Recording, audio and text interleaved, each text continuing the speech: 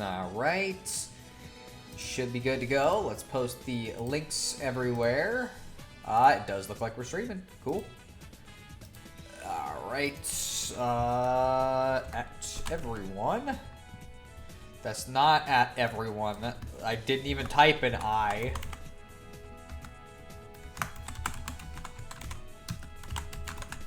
Stuff starting with tier lists.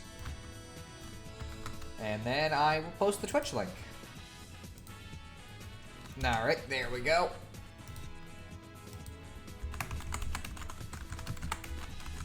Stuff like tier lists or whatever I decide on. I'll post that to Twitter.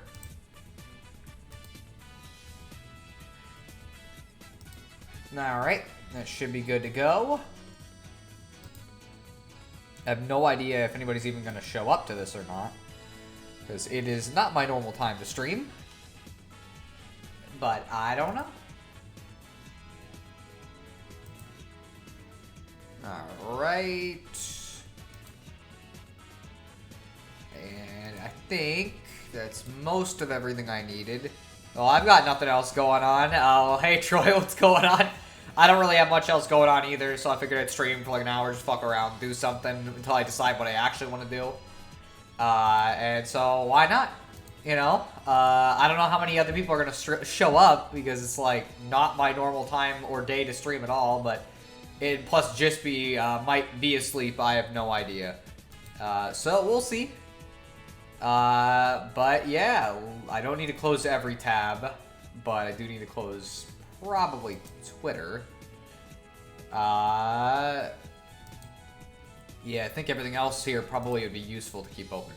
Anyways, yeah, so I'm gonna do, well, I mean, like, I know this gif of the Chow is very exciting, but I don't think I'm gonna have this on for the whole stream, since I'm gonna do like a tier list or something for right now, just to do something, I guess. Which, since you're here, I can mention, like, I probably need to work on some more game stuff. Maybe I'll do pixel art or something in the stream. Maybe I won't. Maybe I'll just do it off screen. But either way, I gotta do some more of that. The coding, I've got some of it down. It's still kind of like, I don't know how good I am at it, I guess. But I'm figuring some stuff out, so, you know. We still haven't done our chat, now that I think about it. I said I was gonna do that a couple days ago, and then I didn't get around to it. But yeah, so I'll take the Chow off. Not window capture, display capture. And oh yeah, I gotta be able to see the chat. I don't think we're gonna, again, I don't think we're gonna have a ton of people, but it is what it is. So let's have that open. And I got a little tier list thing here with Mario stuff. I'm not gonna do literally all of these for fairly obvious reasons, but I figured it'd just be kind of fun to do some of them, I guess, you know. And I don't know if I have any other particular goals for right now, so we'll just see what happens. But yeah, so let me fucking look at this and see what, because one of the problems is that, like, it's including remakes and, like, ports and shit, but I highly doubt this has every single game. It just seems like such a hard thing to do. Like, I'm trying to look to see if I can find, like, Sunshine, for example. I've not seen it so far, so I have no idea if this is comprehensive or not. But it is what it is. If it's not, so I don't know. All right. So, anyways, what is that? Mario Kart GP2. That's not a real game.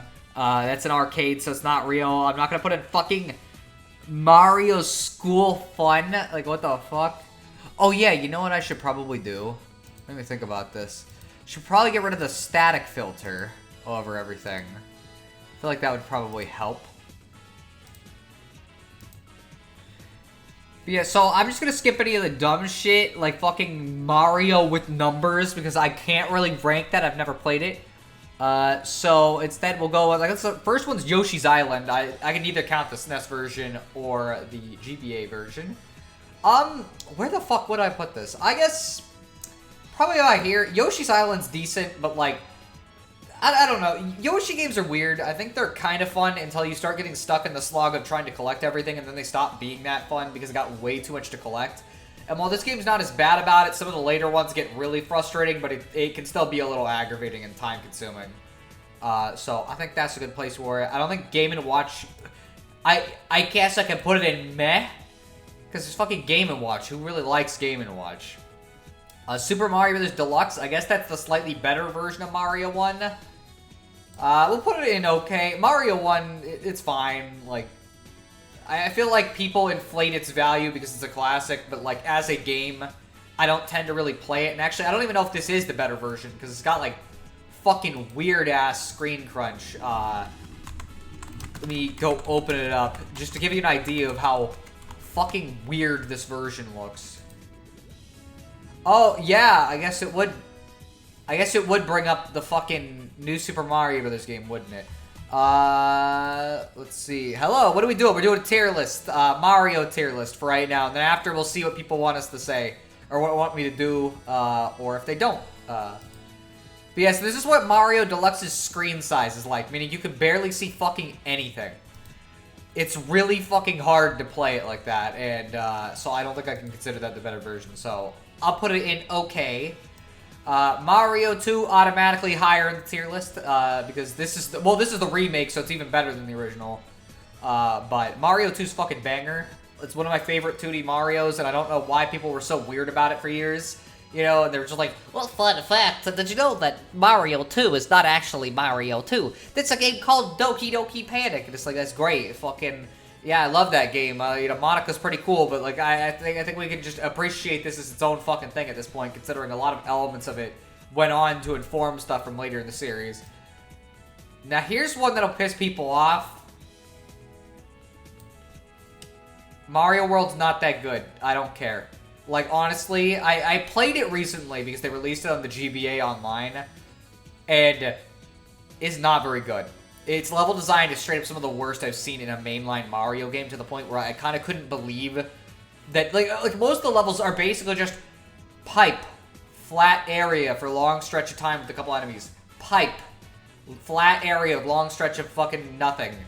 Pipe. Like, that's not level design, but half of the game is designed like that. I really think this game is only ever inflated because some people played it as kids, and so they're like, wow, this one was so great. I mean, like, it really made Mario feel special, and it's like, bro, it's like the most generic-ass Mario game without that great of level design.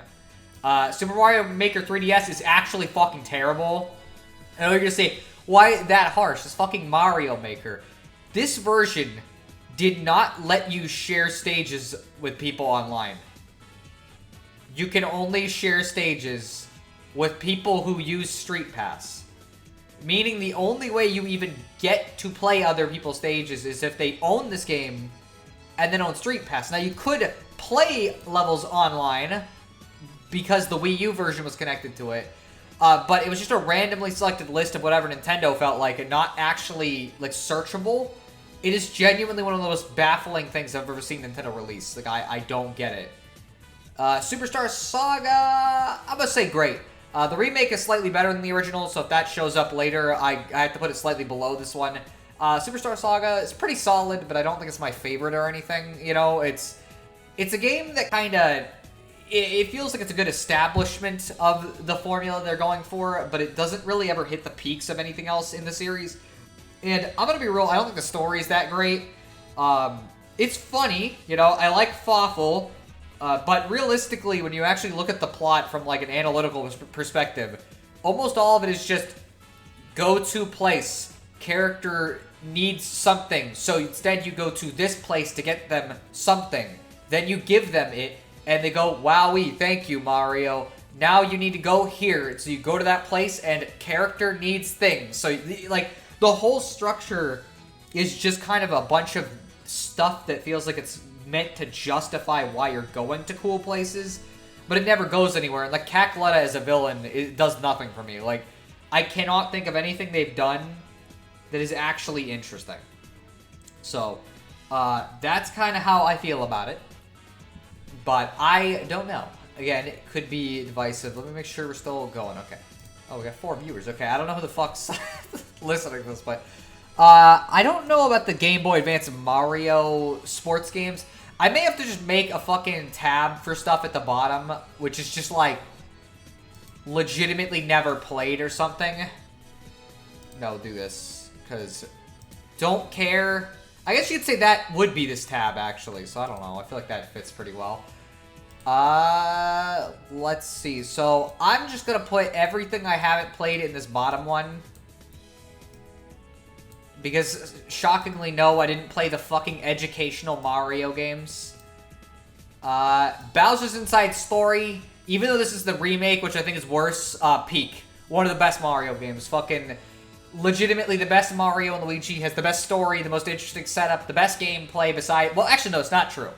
Dream Team and Paper Jam actually probably have better combat, but also you get to play as Bowser, so, like, that kind of covers it. And... it doesn't have any of the pacing problems that later games and also some parts of Partners in Time suffer from. So this is absolutely one of the best ones. DDR Mario Mix. How the fuck do I rank this one? Like part of me wants to put it here because there's fucking DDR Mario Mix. That's funny as shit. But then part of me wants to put it, like, in good because, like, it's solid for what it is. And I feel like that's a better place for a fucking Dance Dance Revolution Mario game. As much as, like, I love it because it's stupid, I still kind of feel like it's not actually that great. Troy, I think you played it. No, it's peak. You know what? Fair. By the way, I'm going to put this to, like, actual Mario music, and since it's been shown... let's see if we can find some, like, 30-minute extensions. We can. Okay.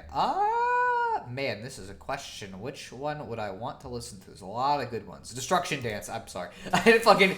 Second I saw it, it's like, yeah, that's gonna be the one. But yeah, fucking...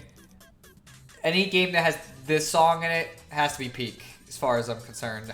So, I think it's fair. It was a good choice. I don't know what name. I fucking keep clicking the wrong things. Let's see. Donkey Kong, is this the original, it looks like?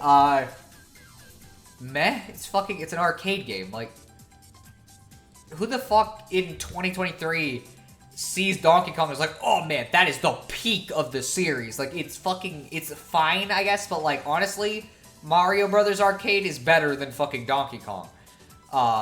So, I don't think it's that great. Now, Donkey Kong and Game Boy, despite what that sounds like I should be ranking at the same thing, no, this game's good. This is really fun. It starts out like it's just fucking Donkey Kong, but on the Game Boy, but it's actually like a whole-ass fucking puzzle platformer after that. Like, it's really good, too. It's well-designed. I don't hear people talk about it much, but it's really solid. Is this Mario Sports Mix, or is this... No, it's Mario Kart. This is the arcade one, so another... I don't care, because it doesn't matter. Dr. Mario... I feel like I'd probably put all of them in, like, the same fucking place. Which is to say... meh. Like, I don't get the appeal of this. Express we're gonna put down there, because there's actually just no fucking point to that one. That's like a DSiWare game that's not even finished. But yeah, it's like, who the fuck really is that into Dr. Mario? It's not even as good as, like, Tetris when it comes to falling puzzle games and stuff. And, like, I don't know. I feel like every time I'm playing it, I'm not playing it correctly because you can't really get the kind of combos you can in, like, Tetris or Puyo Puyo. Where at least, like, you can kind of build stuff up so when shit starts moving, you can get a shit ton of stuff. Like, Dr. Mario, most of the time, the most you're ever going to get is 3 pills, and that's really hard to accomplish. Biggest twist ever. It is pretty fucking cool.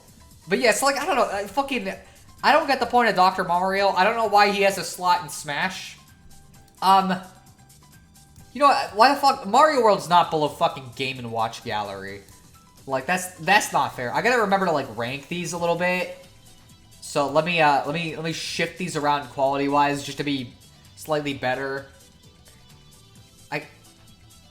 I guess that's fair. I don't fucking know. 3D Hot Rally. This is barely a fucking, like, I don't, there's not even a Mario game, really. I already put a Game & Watch Gallery in. There's no reason to rank all of them separately. What the fuck? Why are there so many Game & Watch These aren't Mario games. They're Game & Watch.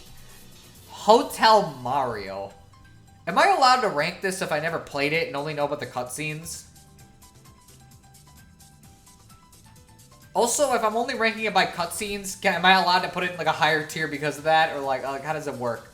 I'm gonna wait until somebody says an opinion. I didn't play Arcade GP. 3D World, man, that's a question. In the past, I would have probably put it in the top ranking, but like nowadays, I kind of have harsher opinions on 3D World than I used to, which is funny because everybody else loves it way more now. I think it's better than 3D Land, but it's like, I don't know, it feels kind of emptier than other 3D Mario games to me. I think that kind of sucks, but at the same time, I really like it. So it's like, would I rather play it than Superstar Saga, I guess is the question. Because like, honestly, no, not really. But I'd definitely rather play it than fucking Yoshi's Island. So I think we'll put it in great. I think that's a fair place for it. Mario and Sonic at the Rio 2016. I only ever played the first two of them in Sochi. So I don't fucking know what Rio was like. Mario Artist Suite. Yeah, I think you had to have a fucking, a disc drive to do that. Mario Kart 8 Deluxe, Mario Kart 8 or Deluxe, either way, goes in peak. Best Mario Kart by a fucking mile. I don't care. People are tired of it. It's got the most tracks. It's got the best quality of the fucking gameplay. The graphics look great. The music's great. Like, legitimately, besides missing like a mission mode or something, like more single player stuff, I don't really know what else I could ask for in a Mario Kart game, and it is the best one. I didn't play the Amiibo one. I did play this one though. Mario vs. Donkey Kong. All the mini games are like in the same place, I guess. They're fine. Like, I'm never gonna get excited about them, but I didn't mind them. Same goes for like Minis on the Move. I'll put this one a little above that one because at least it's kind of different, but that's about it. Partners in Time. Oh man, I know it's gotta go above this. Should I put it in this tier though?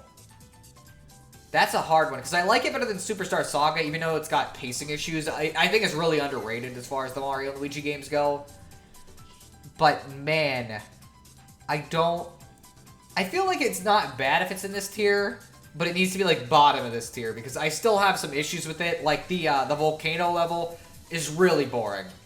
It takes way too long for anything to happen in that one. The Stargate one is very similar. Like, it's weird how the first half of the game is paced really well. I feel like every chapter or whatever, you get through it quick enough where, like, everything's really interesting. And then you get to the fucking volcano, and then you have two whole sections that are just super fucking long. But at the same time, like, I really like the story. The gameplay is an improvement over Superstar Saga. Like, I feel like I gotta put it here, but it's, like, bottom of the fantastic tier, I guess. We already got Bowser's Inside Story. Here, I'll put the original above the remake, because the remake kind of fucks stuff up. I'm gonna be real, like, in fact, I might go as far to put the remake several spaces below, because they miss a bunch of shit about what's good about the actual original game. And, like, fundamentally, I just don't think it looks as good. You know, it's fucking hard to explain this if you haven't ever played this, and barely anybody ever has. Because the remake sold like fucking garbage since it came out on the 3DS in 2019. But like a lot of the graphics, they're like marginally improved. But not really, because they lose a lot of like the charm of the sprites themselves. Like, it's weird because like the lighting's pretty good and stuff, but like Bowser doesn't look as good. A lot of the expressions are kind of not right. You know, he doesn't look as like overtly aggressive and funny as he does in the original. So like, I don't know. I think a lot of things don't land in the remake because of the choices they made with it. So that's my opinion on it. Paper Jam. I mean, like, realistically, it's fine. The game's okay enough, but, like, when it comes to Mario and Luigi, pretty much every game is better than this, and by a notable margin, as you can tell. We haven't ranked Dream Team yet, but, like, legit, I'm not gonna fucking put Paper Jam above any of the others, and really, the only Mario RPGs that's above are the bad ones. And it's because the game is still fun to play, the combat's still really good. In fact, it's my favorite combat of the series, but, like, it's just so dull and boring and lifeless. Living in the Thursday, you know, it's a day. It is indeed a day. Ranking the Mario games, I guess it's just a bunch of different ones. And I was just getting through explaining why I thought Paper Jam was just very meh Like, I don't think it's nearly as good as the rest of the Mario and Luigi games. Which I guess, speaking of which, Superstar Saga, I'm gonna put it below the remake, but like they're very close in quality. I think the remake mostly improves on stuff, but at the core they're the same game, which is to say they're great, but their story's not like that exciting. It's not gonna blow your mind. So that's kind of my opinion on it. The thing with like the original is that it's just slightly clunkier, and that's really all it comes down to. Like, I'm not gonna say it's like, oh, it's unbearable. It's just it plays a little weirder, and that's it. And that's fine. So, I've never minded it, but Mario and Sonic at the Olympic Games. I think I can put this in the good. This one's fine. It's a mini-game compilation, but, like, as a kid, I really liked it. And some of the dream events are really fun, but it's kind of like... I don't really think this one is as cool as the next one in the series. You know, it kind of feels like they were testing the waters, and a lot of the mini-games in it are kind of basic compared to what they do later, so like, I don't know. I like the OG Superstar Saga more, but only a little bit. That's fair. These two, it's kind of interesting because, like, most people seem to agree they're fairly close in quality. They'll just prefer one over the other. It's very rare, but I have seen some people get very angry about the remake because it changes the sprites a little bit. And, like, I know I just made that argument for Bowser's Inside Story. They're like, oh, they fucked up the sprites. I don't think it affects Superstar Saga as much. To me, personally, I guess. It's like, I like the original sprites, but I think the bigger difference, and you can see it right here. Well, okay, this is not a very good screenshot because it's very small, but like, things are very basic looking in the original, and while the sprites are definitely more, they got more character, this just looks so pretty to me. Like, the upgrades to the environment are what kind of carry this, that and the combat, and the fact that they also have it so you can select the overworld moves on the touchscreen, because, oh my gosh, Superstar Saga gets kind of nuts with those sometimes. So that's kind of how I see it. I didn't play this one. I did play Olympic Winter Games, though, and I do not care what people think. This one's great. I fucking love this one. Winter Games, I always think they just did way more with the actual mechanics of it. But also, this one in particular had so much cool fan service for all of the different Mario and Sonic games. I especially love how the fucking figure skating lets you fight Chaos, and then you also get to go down fucking Radical City in the snowboard cross event. Like, that's fucking awesome. This also had, like, a pretty depthy story mode. It had, like, fun customization options. Like, I really just think that this one is the best one of the series. I prefer the old sprites, but the backgrounds look really good on 3DS, and they recreated the wacky faces pretty well. That is kind of how I feel. Like, the overworld sprites themselves, I think, are better in the original.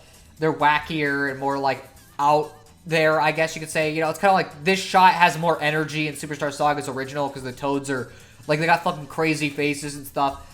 And so, like, they lack a little energy, but the environments are where the remake really lands. Because, like, in this shot, even though this is a bad resolution for it, it's like you could see the fucking, like, the sun coming in through the windows. It just looks really nice. You know, I understand the preference for the original. You know, I get it. I just happen to prefer the remake, but I think they're so close that it's like, whatever. Also, Radical City from Sonic R. Did I say fucking Radical Highway? I meant Radical City from Sonic R. I don't, because I think this was from Sonic Adventure 2 is the one I was talking about. Wait, did I just put Sochi?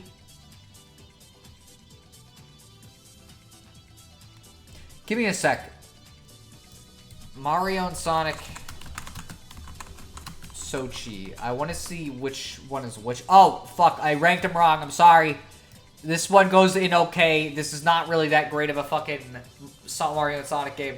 This is the one that's actually, like, amazing. Did I dropped it by accident in that. But, yeah, that's where it's actually supposed to go. The 3DS sprites are still good. I just don't like them quite as much. That's fair. That's kind of how I feel, too. Mario 2, the original, I don't care. It's a bad game. Like, genuinely a bad game. Mario 2, the original, as you can tell, like, the one we got, you can tell I actually quite like it. This is such a poorly designed video game, though. Like, it seems like it's designed to be cheap, and I don't like that. I beat the whole game, by the way, fair and square, So you can't say, oh, skill issue. Like, no, the game is just badly designed. Like, at a fundamental level, they make so many baffling choices. So I don't care. Mario Brothers, the arcade game. We're going to put this above Donkey Kong. I'll put it in... You know, okay, we'll put it in good. Bottom of good, but still good. Damn, you beat Lost Levels? Yeah, I'm one of the few people who can say that. But yeah, I beat it a year or two ago. I decided to sit down and actually play through all of Mario 1 and then Lost Levels. And it's like, yeah, now especially I'm overtly aware of just how bad Lost Levels is. Mario Clash, Like, it's better than Dr. Mario, I guess, but like... It feels like a worse version of the Mario Brothers arcade game with a gimmick that... I guess it's cool for, like, the Virtual Boy, but I don't know. I wasn't really that big of a fan of this one. It didn't help that my Virtual Boy didn't really like this game, and so whenever I played it, the left eyepiece would just glitch to fuck. And so I could only play it with one eye, but I was not a big fan of Mario Clash. Mario Golf, never played 64. Can't talk about it. In fact, I really haven't played many Mario Golf games. I'm gonna be real, never really my thing. Hoops 3-on-3? That's a question, isn't it? I thought it was okay. Yeah, that seems about right. Hoops 3-on-3 is a weird little game because it's like, I think it's neat for what it is, but using the touchscreen for a basketball game is still kind of awkward, and like, there's not a lot to it beyond just playing basketball. They didn't even have really like a story mode or anything. I still haven't beat the OG Super Mario Brothers, really. It's not that hard. You just gotta sit down and actually do it, I guess. Also, you had/have a Virtual Boy? Yeah, it's in the closet. I got one for 50 bucks, like, whatever, 7 years ago, 8 years ago. Maybe it was more than that. A guy who sold it to me, I don't think he knew what he was selling me, because he gave me the actual Virtual Boy in fairly good condition, besides the eyepiece occasionally kind of fucking up. It came with the little visor thing, which most Virtual Boys don't, because everybody would take it off for some reason. The stand, the controller, Mario's Tennis for the Virtual Boy, and the AC adapter, which is really hard to get a hold of. And that means I don't have to use fucking D batteries every time I want to play. It's like, it was a pretty good deal for me, but not for the guy.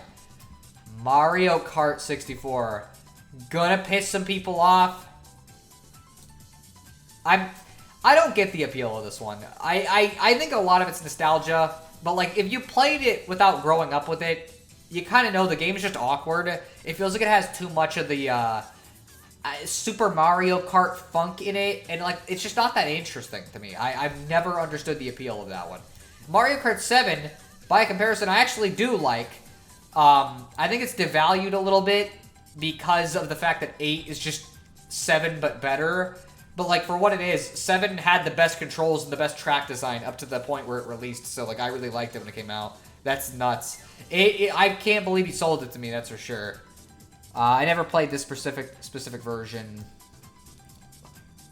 We already did... Oh, sorry. I was gonna say, like, what the fuck is going on? I'm not in the actual thing. Mario Kart 8 Base? I mean, I'm gonna put it here, but below Mario Kart 8 Deluxe, I guess. Like, obviously, Deluxe is gonna have more going on, but... Like, the original 8 was still really good. Double Dash. Okay, huh. If I was a kid ranking these, this would have been peak. But now that I'm a little older, I think I've come to the realization that I like Double Dash, but I don't like it that much.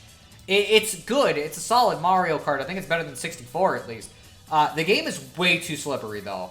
I really think that it plays kind of weird, and it's not very fun if you don't have people, because there's nothing to do in the game single player. By comparison, Mario Kart DS definitely better. This one's aged a little because it's on the DS, so it looks a little funky, but like I like Mario Kart DS. You know, it's a fucking solid ass game. It was the best one at the time of its release, as far as I was concerned. I just think that its successors have done pretty much everything it did, but better. Also, its track design, kind of questionable. I'm gonna be honest, like, the new courses are fine. The retro courses, though, I don't think they're that great. Mario Kart Live, never played. Tour, I refuse to play.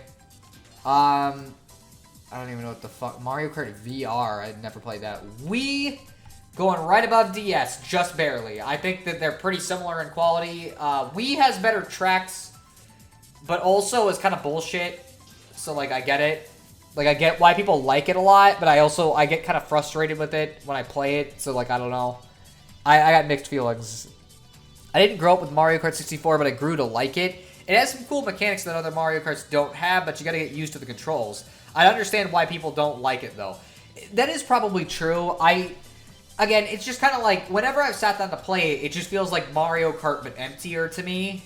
You know, compared to, like, Double Dash or Wii, it just felt like there was much more going on in those compared to 64. Dream Team. It goes in peak.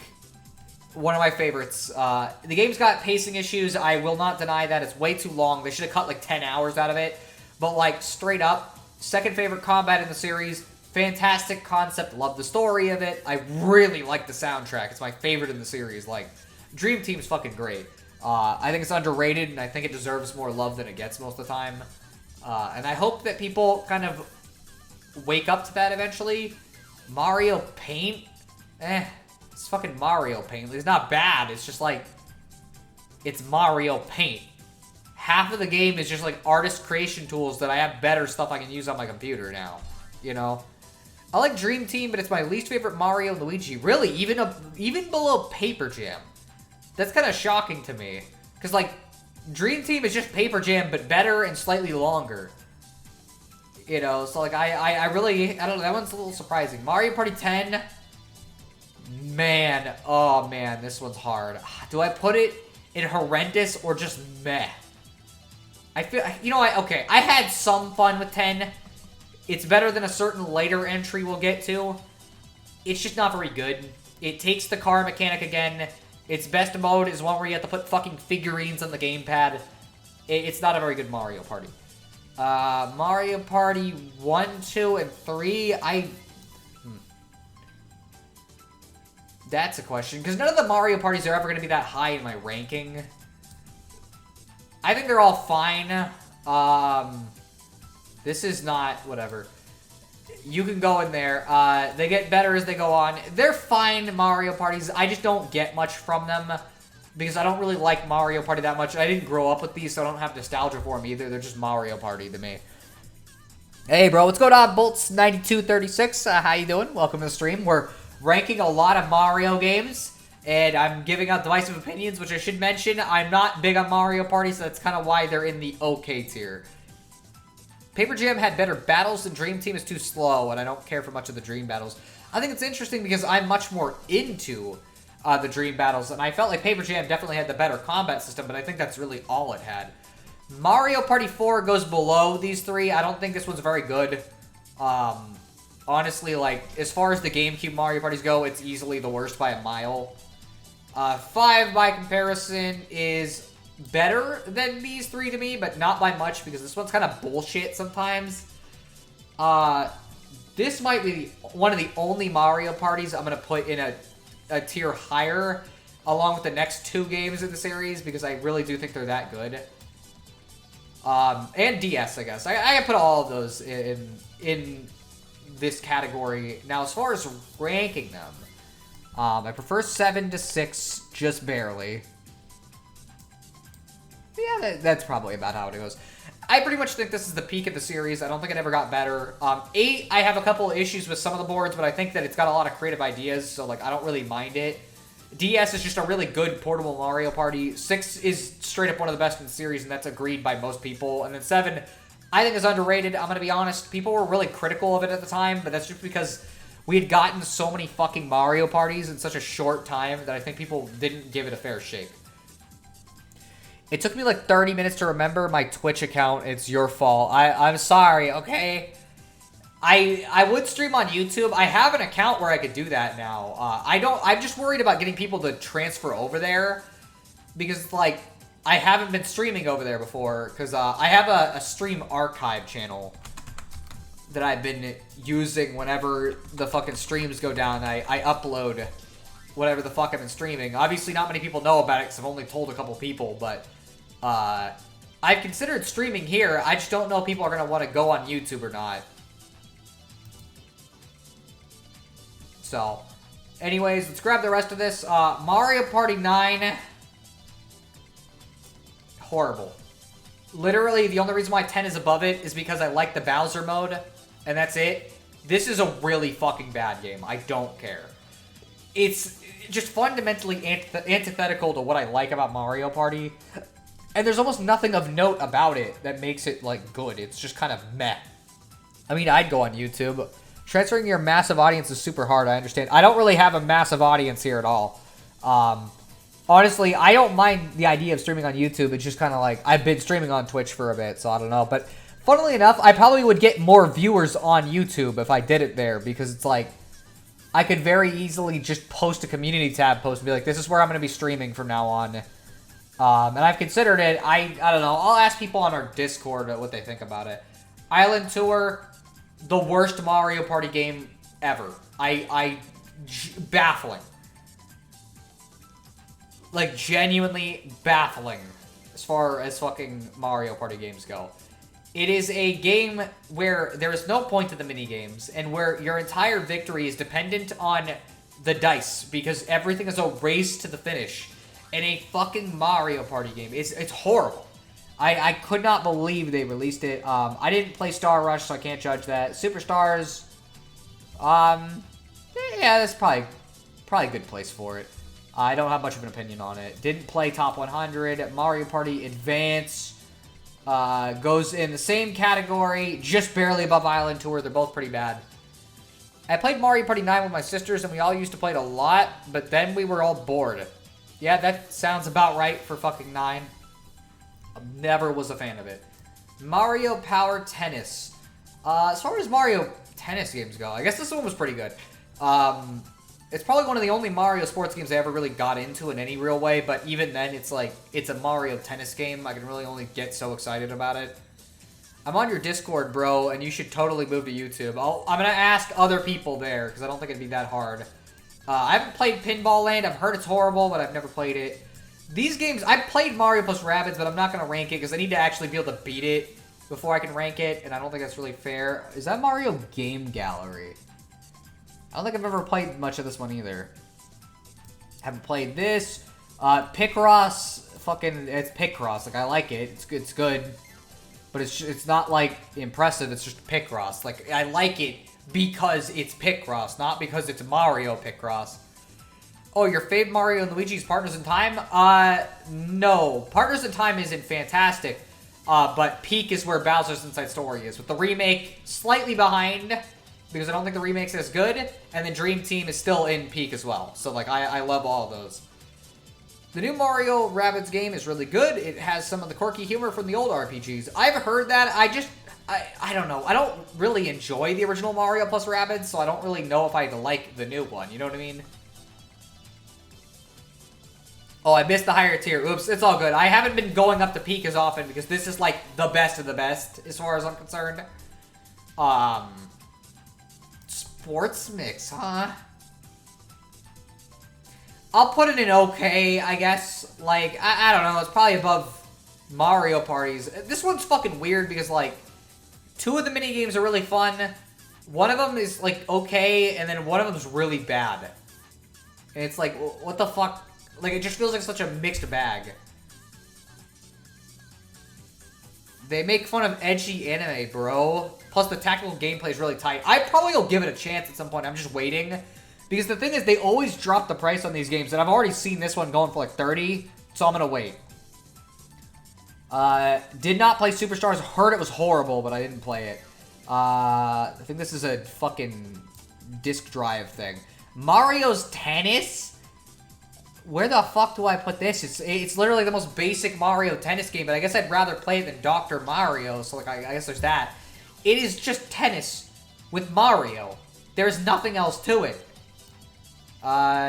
Didn't play Time Machine, have not played Battle League. Strikers is Discharged, I think. Or is this the original? Honestly, I'm going to put both of them pretty much in the same category, which is going to be pretty good. I like Mario Strikers. Just fucking really good Mario Sports Series. Hard as balls sometimes. But that's just how it goes. Super Sluggers, fucking... It's going in great. My favorite Mario Sports game. Had a fun story mode. The gameplay's pretty fun. I'm not great at it, but it's fun. And so, that's why I get to go there. Superstar Baseball, though, like, eh.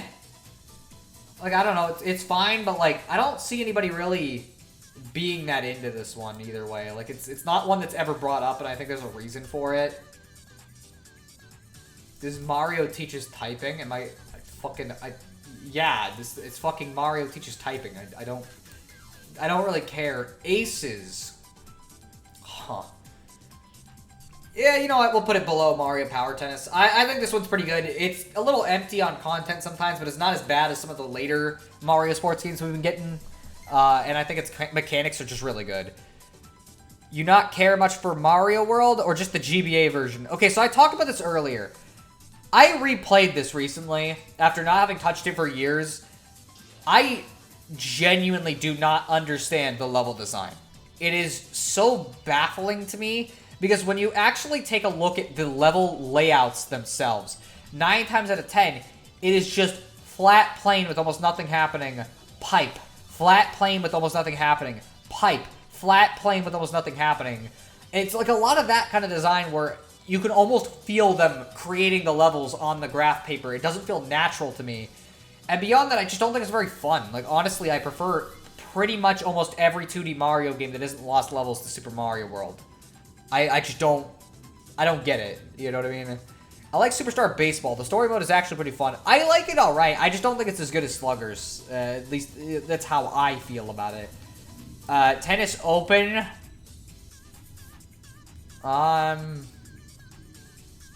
Yeah, I don't know. It functions. It's fine. Maybe I'm being hard on Mario World here. I'll put it, because I don't think it's fair to put it below fucking Mario's Picross. But yeah, that's about where I'd actually probably put it on this list. So thank you for reminding me of that, because I didn't even notice. Now that's a hot take. Oh, it is, definitely. Another one I can say is that I don't think Link to the Past is that great either. I know if you watched my video on it, you'll be like, well, what, you said a lot of good stuff about it. Like, yes, I did. I think it's an improvement over the previous 2 games, but like, I was also too scared to actually criticize stuff about it, because I don't think the game's that interesting. Ultra Smash. I don't even think I need to say why this is in the lowest tier. I did not play DSiWare for this one. Mario versus Donkey Kong. Do I like this better or... I think they're pretty similar in quality, so I'm gonna put them, like, this and this right next to each other on this tier. This is similar to this one. They got a similar format, and I like them a lot. I just don't think they're, like, they're not that different to me, I guess. Mario... Okay, this is another one of these ones, which I did play. This one's better than this one, I guess, so... but they're very marginal in their difference. Mario versus Donkey Kong with, like, the toys, they're fine. Which one is this one? Tipping Stars? Yeah, probably below all of them. I don't think its design was that great, but, like, also, this was, like, the 80th one that was designed the exact same. So, like, I'm gonna get worse opinions on them as they go on. I can't decide if I like World or 3 more. I think World, but, like, I don't know. I vastly prefer 3. I think 3 is way better. I never played Mario and Wario. That's not really, like, easily accessible. Do they not have Paper Mario on this? No, they do. Okay, I was looking to see if they did. Again, a lot of DD games. F1 Race. Fucking, yeah, that's going in the bottom. Wrecking Crew. Like, I don't really care. They're fucking lame. New Super Mario. Okay, so now we're getting to the new Super Mario Bros. Games. I'm gonna rank them in order. DS is first. Peak. As far as I'm concerned, the best of the new Super Mario Bros. Games. There's one that's pretty close in quality, which I don't actually know if they had it on this ranking. It doesn't look like it. But this one, I just think was the most creative and interesting of them, and it does the most interesting stuff. Every game after it basically just took its ideas and then didn't really change enough. And so I feel like that it has to be at the top. Wii. So this is going to be a hot take. This is either the worst or second worst of the 4. Or 5 if we're counting fucking Luigi U, because Luigi U is the my second favorite. This one is good. I like it. But its design is so catered for like multiplayer that I can't get that into it. Like I really don't think that it's that interesting compared to some of the other ones, and its level design doesn't balance it as well as like Mario U does, and I don't think it's as interesting as DS or, another hot take, 2, because I think this one was pretty solid, comparatively speaking. 2 is underrated. People always go after it because it's the same as the previous ones, which is true of all of them. But this one is the only one where its gimmick actually felt like it affected the core design enough where I noticed it and actually gave a shit. And Coin Rush mode is genuinely one of the coolest things they've added into this series. So, I think 2 deserves more love. But that's just my opinion. Out of the new Supers, I actually like 2 the most. Maybe the DS was better. I've been replaying it and I'm not sure. They're both pretty good. I think this one plays smoother, but this one has more identity to it. So it's kind of like, that's kind of how I'm viewing this. It's like, DS is basically just the same as 2 or Wii or U. They all feel very similar, but they're all taking from DS. So I feel like I'm gonna rank it higher inherently. U, I guess I'll put it above this. U Deluxe, funnily enough, you'd think I would be putting that above the original, but no, it's actually slightly worse than the original because they fucked up a couple things about it, like making it mandatory for the fourth player to play as Toadette or Nabbit, which is stupid. And also, the fucking spin jump is put on the jump button, which is so dumb. Like, that's not where it should be. The new Super Mario Bros. Games are looked at very poorly. If they were released further apart, then they might be remembered more fondly. That's the thing that sucks, is, like, I think they're all good. I just think people criticize them for stuff that's like, okay, well, it's not necessarily the game's fault. It's fucking Nintendo and how they released them. So we're getting Paper Mario, and I'll rank these in order again. Wait a minute. What? Where the fuck is... Oh, they put it in a weirder place, but okay, they do got all of them. So Paper Mario 64. Years ago, I would have ranked this much lower than I would now because I didn't think it was as great. But I think this one is really fucking good. In fact, I would say like this level of good. I think it's a little too basic with its storytelling, and I think the partners don't leave much of an impression in this game, but, like, it's such a cozy game. You know, like, you play it, and you just have fun with it, and so I really appreciate it for that. I just think that its sequels do much more interesting stuff. It's 2 sequels, I should say. 2 of them. I kind of think New Luigi U, Wii U, New Super Mario Bros. Wii U, and Luigi U are all very okay, and not much more. I think Luigi U is really fucking good, personally. I think its design is pretty much enough to get it to either here or at least here. Mainly because it's something kind of different. Thousand Year Door, I don't even think I'm going to need to justify this much. Okay, I was going to say. This is my favorite Mario game. Of all of them. It is the best of the RPGs. It's got the most interesting story to me. In terms of its individual beats, I guess, because its overarching narrative is beat by one later game. But this one is fucking just phenomenal across the board. And when the only problem that people can ever seem to claim about it is that it's got a little bit of backtracking, and then people have to go and take that and exaggerate it as much as they can to act like, oh, well, you're just backtracking the whole time. I mean, when you leave Chapter 3, you go back to the hub world, and you have to backtrack through it to get to this part. Like, that is the level of critique I've heard for this game, because people have to find something to criticize about it, since people love it, really love it. I don't care. It's the best in the series. Paper Mario walks a Thousand Year Door could run. That is exactly how I would say it. It's why I have more appreciation for it than I did before. Like, if I'm going to pick one to play, I'm going to play Thousand Year Door. But I like both of them, and I'm glad this happened, because we would have never gotten this one if it wasn't for 64. So next, we're going to go down in this list because they put it somewhere else for some reason. Super Paper Mario. Probably about right here, actually. I know it's divisive. I understand why it's divisive. I don't care. I think this one's fantastic. Its overarching narrative is my favorite. I even like its overall narrative better than Thousand Year Door, which is crazy to say. But, like, the stuff with Count Bleck and all of it, like, that is so much more interesting than, like, the X-Nauts even were to me. And while I think that individual beats aren't usually as interesting, there's still so much cool shit, like Chapter 3's fucking Francis bullshit, or Chapter 7's literal Mario death. It's just such a cool game. I do not care. I think it is one of the best in the entire series, even if it's not an RPG. And it's why I don't take the argument seriously that when people say, oh, well, people just didn't like Origami King or Color Splash or Sticker Star because they're not RPGs. It's like, a lot of people still love Super Paper Mario. The reason they didn't love Sticker Star is because it's not a fucking... It doesn't have anything that people wanted out of any Mario game. And I know that, realistically, some of these games are worse.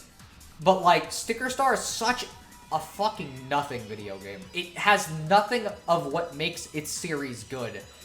It fundamentally misunderstands everything about how to design a video game. I have never seen a game designed just so bafflingly before. Even Island Tour, as fucking horrible as it is for, like, a Mario Party, at least has some good ideas that feel like they're not just exceptions to the rule, like the mini games.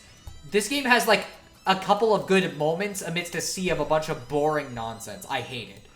And honestly, this one is only marginally better. If I was being objective, I'd probably put it like in meh. But because they had the audacity to make a sequel to Sticker Star play the exact same, I don't care. It goes in that tier. Thousand Year Door had dragon feet. Well, it did, but it also had a dragon that seemed obsessed with feet, too, which is weird. Have you ever played Super Paper Mario and pressed the A button? Something really wacky happens. I know. It's crazy, and it's funny that they literally only ever talked about that in the marketing, even though that wasn't what made the game good. So despite what I said about the previous two, you'd think I was going to put this in a low tier, but no. It's pretty good. I would say... Probably about here. Origami King, I think, has some massive problems. Mainly that its combat feels pointless to me. Like, I really don't get why they designed the game the way they did. But, like, the combat specifically. But, like, everything else about it is pretty good. Like, I think they did a pretty good job. I don't really care if it's a little different. It sucks that they didn't just make a regular fucking Paper Mario game. But that's just how it goes. I'm trying to figure out which one I'd specifically like to do. That one is good, but... You know what? Let's go with the fucking vocal track. Why not? But yeah, Sawdall, I think it's a good one. I know it's, again, very contentious in the fan base. A lot of people love it. A lot of people hate it. I've even heard some people like it better than Thousand Year Door. Now, part of the problem with this is that a lot of the time they'll say, oh, it was so much better than Thousand Year Door, and then they talk about Thousand Year Door, and you can tell from what they said they never played Thousand Year Door. They're just regurgitating stuff they saw on Twitter, which is really frustrating. They had a vocal track in Mario DDR. Yeah, it's the first vocal track in a Mario game, and nobody ever acknowledges it. They always say that Jump Up Superstar was, but that's not true. Haven't played, but remember seeing Arlo review. He hated that fucking game from the sound of how his review came together, which is weird, because, like, I think it's way better than Color Splash, but he seemed to be more positive about Color Splash. But it's divisive for a reason. But I enjoyed it despite that. I think it's got massive overarching flaws, and honestly, I worry that if I replay it, it's going to start dropping down, if you catch my drift. Like, it seems like the kind of game that's not going to be very fun to play again. But this is the first time in a long time where I finished the credits of a Paper Mario game, and I actually felt something. Like, I actually came out of it and was like, you know what? I actually liked this. This made me feel... And I haven't felt anything for this series in years. I think he hated the combat. That is what most of his review was about, was how bad the combat was. Never played. You know what, since we already got all the other Mario RPGs ranked, we might as well get the last one that wasn't mentioned here. Super Mario RPG. Man, that's a toughie. I think... about here is probably it. I know you're going to say above Superstar Saga. Yes, I like it a little better than Superstar Saga. I still think it's really good, but it's a little basic in terms of how it plays, which is I like the story part of it way more than a lot of the other games. In fact, I would say I even think the Mario RPG story is more interesting than Paper Mario 64's at certain points.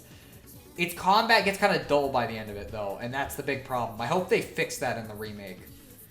3D Land, huh? That is an interesting one.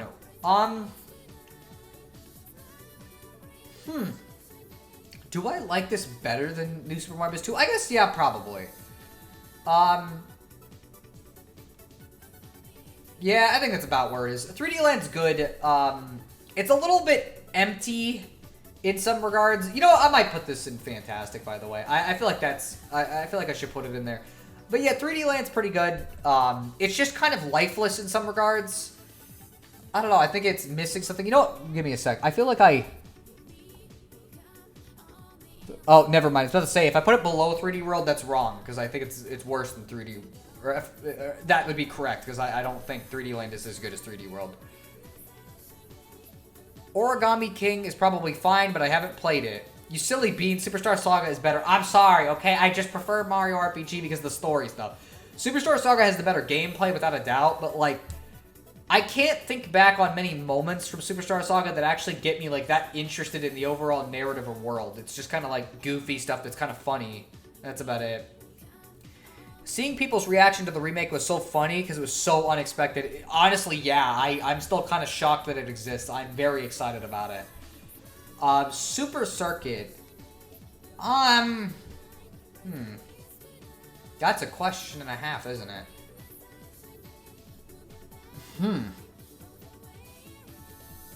I guess probably about here. I don't think it's that much worse than 64, but, like, the game doesn't control very well, so, like, I can't enjoy it that much. 3D All-Stars, I'm not gonna rank that because that's a collection of 3 fucking games, which I don't think is really right. Because then it's like, okay, well, I haven't ranked those games yet, but, like, they're very fucking high on my tier list, so, like, am I supposed to just put that at the top tier? Even though the collection itself is just, like, fine, it's okay? I don't know, that just doesn't feel right to me. We'll put this... You know what? Actually, no. I think that the physics are kind of fucked in the redo on Switch. They kind of messed it up. Okay, so now we're getting to 3D Mario, and I'm going to do all those in order. Or wait, no. Let's save 3D Mario for last, because that's the most fun one. Mario 3, which I guess I probably should have been ranking these together, because now I'm going to have to look for the placement. Man, that's a question. I'd say probably about there. Let's go grab the other version of it too. Obviously Advance is better. It's got more levels, so like I'm gonna say it's better. But Mario 3 is really fun. I think it's one of the better 2D Marios. I don't think it's quite as good as like New Super Mario Bros. DS or 2, obviously. But I do enjoy it for what it is. I think it's got much more like creative level design than World does. Its power-ups are more fun. Like everything about it, pretty much across the board, is more fun to me than World.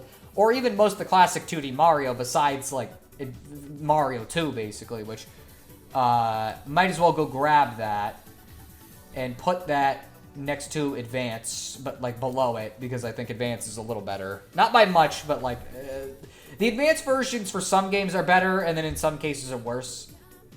Again, I'm not ranking All-Stars either, because I don't think that's fair. Super Mario Brothers. Where did I put Deluxe? That's what I'm trying to find. The original is better than Deluxe, obviously, but, like, it's really basic. It's good, but it's basic 2D Mario. There's really not much to it outside of that, and so I feel like ranking it in a list, like, some people would just put it at top rank, because, like, well, it's the classic. It's the one that started the series, so, you know, it deserves to be the top. No. The game's okay. In a modern context, that doesn't mean anything.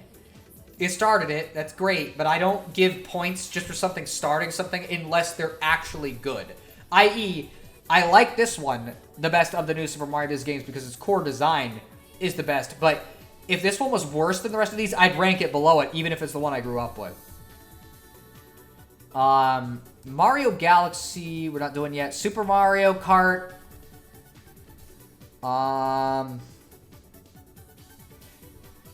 Yeah, that's probably about where it goes. This game controls horrible. Any fun that you could get from it is gone inherently because of how badly it plays. I don't give a shit if it's a classic or not. It's not a good game. Mario Land 2. This one's pretty good. Do I like it better than... probably not the new Super Mario Bros. Games, but this one's solid. As far as like a handheld 2D Mario goes, this is actually pretty great. I like it. I think it's underrated. But I can't really say too much about it either way because it's not like that exciting to me. Mario Land is, like, okay, I guess. I don't know, like... I guess I would rather play it than most of these, but, like, it's very basic, you know? Again, kind of like the Mario 1 problem, but I'd argue it's worse than Mario 1 because its physics aren't that good. I do like the music, though. It's really good. I still need to play Mario Land 1 and 2. I mean, I'd recommend giving them a shot, at least. I'm not going to say they're, like, amazing, but they're not bad. Super Mario Maker... I'm going to rank the original first. This one was so fucking good. Especially because the Wii U gamepad made stage construction good. Which is why I don't rank 2 as highly. It's not the game's fault. Because the game is designed, I think, as well as they possibly could have. I just fundamentally don't think that... Should I... I might need to move Mario 3D World up a slot. Mario Maker 2 just doesn't play as well. I don't like designing stages in it, and it doesn't feel right. You're either playing with an analog stick or fucking your Switch screen up, and I don't want to do either of those. I'm gonna move 3D World up a bit because I actually the more I look at this list, the more context is opening up about where some of these placements are, and I don't think that's really the best place for it. I think you can look at older games more favorably in certain ways. It's criticizing an old film for not having CGI. Here's the thing, okay? Let's say, for example, that you're offered to play... I don't need to open this up. Let's say we're talking about Zelda, okay? And you got a Switch, and so you got all of these options. Let's say you've got even more. So you got like a 3DS and a Switch and a Wii U. So you can play pretty much every Zelda game. Why, if you are a newcomer, or if you're not going for historical accuracy... Why would you ever want to play Link to the Past above, say, Twilight Princess, or Wind Waker, or Ocarina of Time, or Minish Cap, or Link's Awakening, or like any other 2D Zelda, or 3D Zelda? Link to the Past, it set the standard for stuff, but is a very bare, basic Zelda game because of that. If I don't have as much fun with it, I'm not going to rank it higher. Like, that's just how I see it, I guess. I don't really give any points for... being the first. I would rather have a more fun game than the first game. Like, if you offer most people the option to either play Super Mario Bros. 1 or, let's say, fucking Super Mario Odyssey, how many people are going to actually say Mario 1 is the better game of those two? Probably very few. How many people are going to choose to play it over Mario Odyssey? Probably very few. If you can't look at a game in the modern context and say, yes, I would actually like this better than this one, then I don't think it matters. It should be ranked lower. Again, I don't give points just for being the first. I don't think it's really worth it. Yeah, that's about where I think this one goes. Super Mario Party's fine, but, like, very... It was a return to form for the series, but it's not that interesting. Its board design especially is just kind of not that great, with either boards being way too basic or, like, way too fucking bloated to be that fun. But, again, better than some of the stuff they were releasing before, so I will give them credit for that. Mario Run, I'm not going to rank that. That's not fair. Mario Strikers, I like Charged better, so I'm going to keep Charged in a higher ranking than this. But these are pretty close. I think they're both really good. You know, I just think Charged is more interesting. I gave respect points for Mario 1 for being really important, but Mario 3 gets I like it more points because it's more fun. That's kind of how I do it. Like, if I was judging these objectively either way, I don't think I would change Mario 1's position. Even if I was giving it historical points, I think the only difference is I would put it above Paper Jam, and that's it. I don't think I would put it above anything else. Because historical points aren't going to really do much at the end of the day. Yoshi's Island, I think I already put Yoshi's Island, the original, in a pretty decent place. I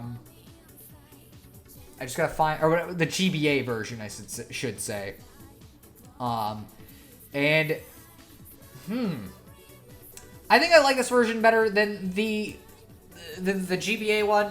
They're not that different, though, honestly. I never understood why people are so critical of the GBA version when they play almost exactly the same.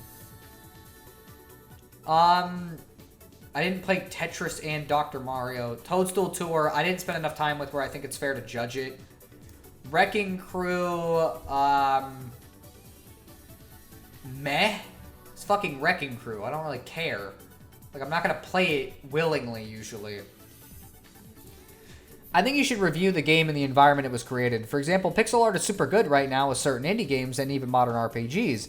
I wouldn't look at an older game for having less improved pixel art since they didn't have access to skills or technology that wasn't available at the time. Does that make sense? Well, I don't really do that. Like, I'm not arguing about, like, the visual fidelity of Mario 1, for example. If I was gonna do it, like, okay, I made a critique of this, when the fuck did Zelda, 1 release? So 1986, NES games in 1986.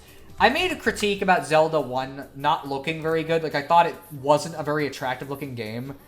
And I did compare it to Kirby's Adventure, which some people said was, like, a little unfair. But, like, in general, I think the NES library just looks better. I don't think that's really a fair comparison, but either way, it's like Castlevania looks better than Zelda 1 to me. I will compare it against the games that it's going against, like, art style-wise. But from, like, a gameplay perspective, I can only give so much leeway. Like, okay, again. Imagine I started this tier list off, and what I did, instead of putting this in okay, where I think it actually fits, I put this here. Like, let's even, like, say not like that, but I put this here above every other game, even games I like better. Even though I think this is a vastly superior game and one I'd rather play any day of the week, purely because it's a classic, I don't really think that wouldn't feel right to me. You know what I mean? Like, it doesn't feel right for it to be there on the tier list when it's like these games that it would be above. I would rather play any of them. You know what I mean? Wait a minute, what the fuck is this doing here? I thought we already did Yoshi. Oh, fuck, I picked up Mario World. Let's put this here. It's better than the GBA version, but even then that's debatable because of some things the GBA version does that I like better. Yeah, I think that's all the mainline games. I actually like GBA Mario World more, even though it looks worse. It's a question, I guess. I am debating that in my head right now, if I actually prefer the GBA version. You know what? I'm going to give it to this just because the power-up system works better in the GBA version, and I think that makes it less frustrating. I'm not talking about you. I'm talking about certain reviewers who unfairly critique old games for looking worse than modern games. Yeah, I don't think it's fair to do that, but I do think it's fair to look at, like, again, Zelda 1 and say, yeah, this doesn't even look good for, like, a 1986 NES game. Like, my problem wasn't even with, like, the actual quality of the art. It was the character design. I thought Link looked gross. I don't like Munchkin Link. It doesn't look right to me. So I think with that, we can do the 3D Mario games finally and finish off this tier list. So funny that we were just talking about nostalgia, inflating people's placement of things. Because I'm going to be honest, I don't think Mario 64 is that fun compared to later 3D games. I understand what it did, but you gotta realize by the time I played this, I had not only played its remake at the exact same time as it, but I'd already played Sunshine, which is a much smoother controlling game. And I really don't think that it's aged that well in terms of its controls, its camera. Like, it feels hard to play in a modern context. I like a lot of stuff about it. I wouldn't rank it this highly if I didn't. I just think it's the roughest 3D Mario game. It's not the worst, because I think 3D Land has just way less character. But, like, realistically, if I was going to tell somebody who never played a Mario game which one of these to play, I would tell them 3D Land. Because 64 is very rough to play if you didn't grow up with it. Speaking of which, this one is a bias, and I get to do that sometimes, because that's how it goes. This is in peak. I don't give a shit. Fucking fight me. I love Sunshine. It is literally almost everything I want in a Mario game, with a little bit of extra bullshit occasionally that I don't like. But you know what? I don't really care, because a lot of the bullshit is not required.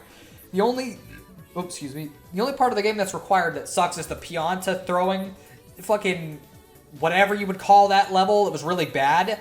But even that, I only ever die to it like once on most playthroughs. And shit like Lily Pad Ride or like the Watermelon Festival are actually really fucking fun. People are just mad because they're hard and not actually because their design is bad. Like, the Watermelon Festival is fine. You just gotta fucking play it safe. You can't just fucking shove the thing down there and expect it to make it there. You have to do the work. That's the point of the level. I feel like people criticize it for weird reasons too, where it's like, well, 100%ing it and getting all the blue coins sucks. It's like, yeah, why would you do that then? You don't need to. The game didn't tell you had to. You could just beat the game without even touching a single blue coin. Like, there's nothing requiring you to do that. There was nothing requiring you to do all the shines. With 64, a problem I have with this game is that to get to the star total, you're going to have to play at least some levels that you do not like, that are kind of bad at some point, because you don't get enough stars from the actual fun levels. Because basically, it's like the entire first area, the second area, they're all pretty good levels. And then the third area forward is like almost all questionable shit. Like, I'm sorry, but Tiny Huge Island is not fun. Tall Mountain is very tedious. Rainbow Ride's horrible. I genuinely don't get it. Whereas Sunshine, it's like, I can't really think of anything besides the Pianta throwing thing that I actually dislike in the main stars that you have to do.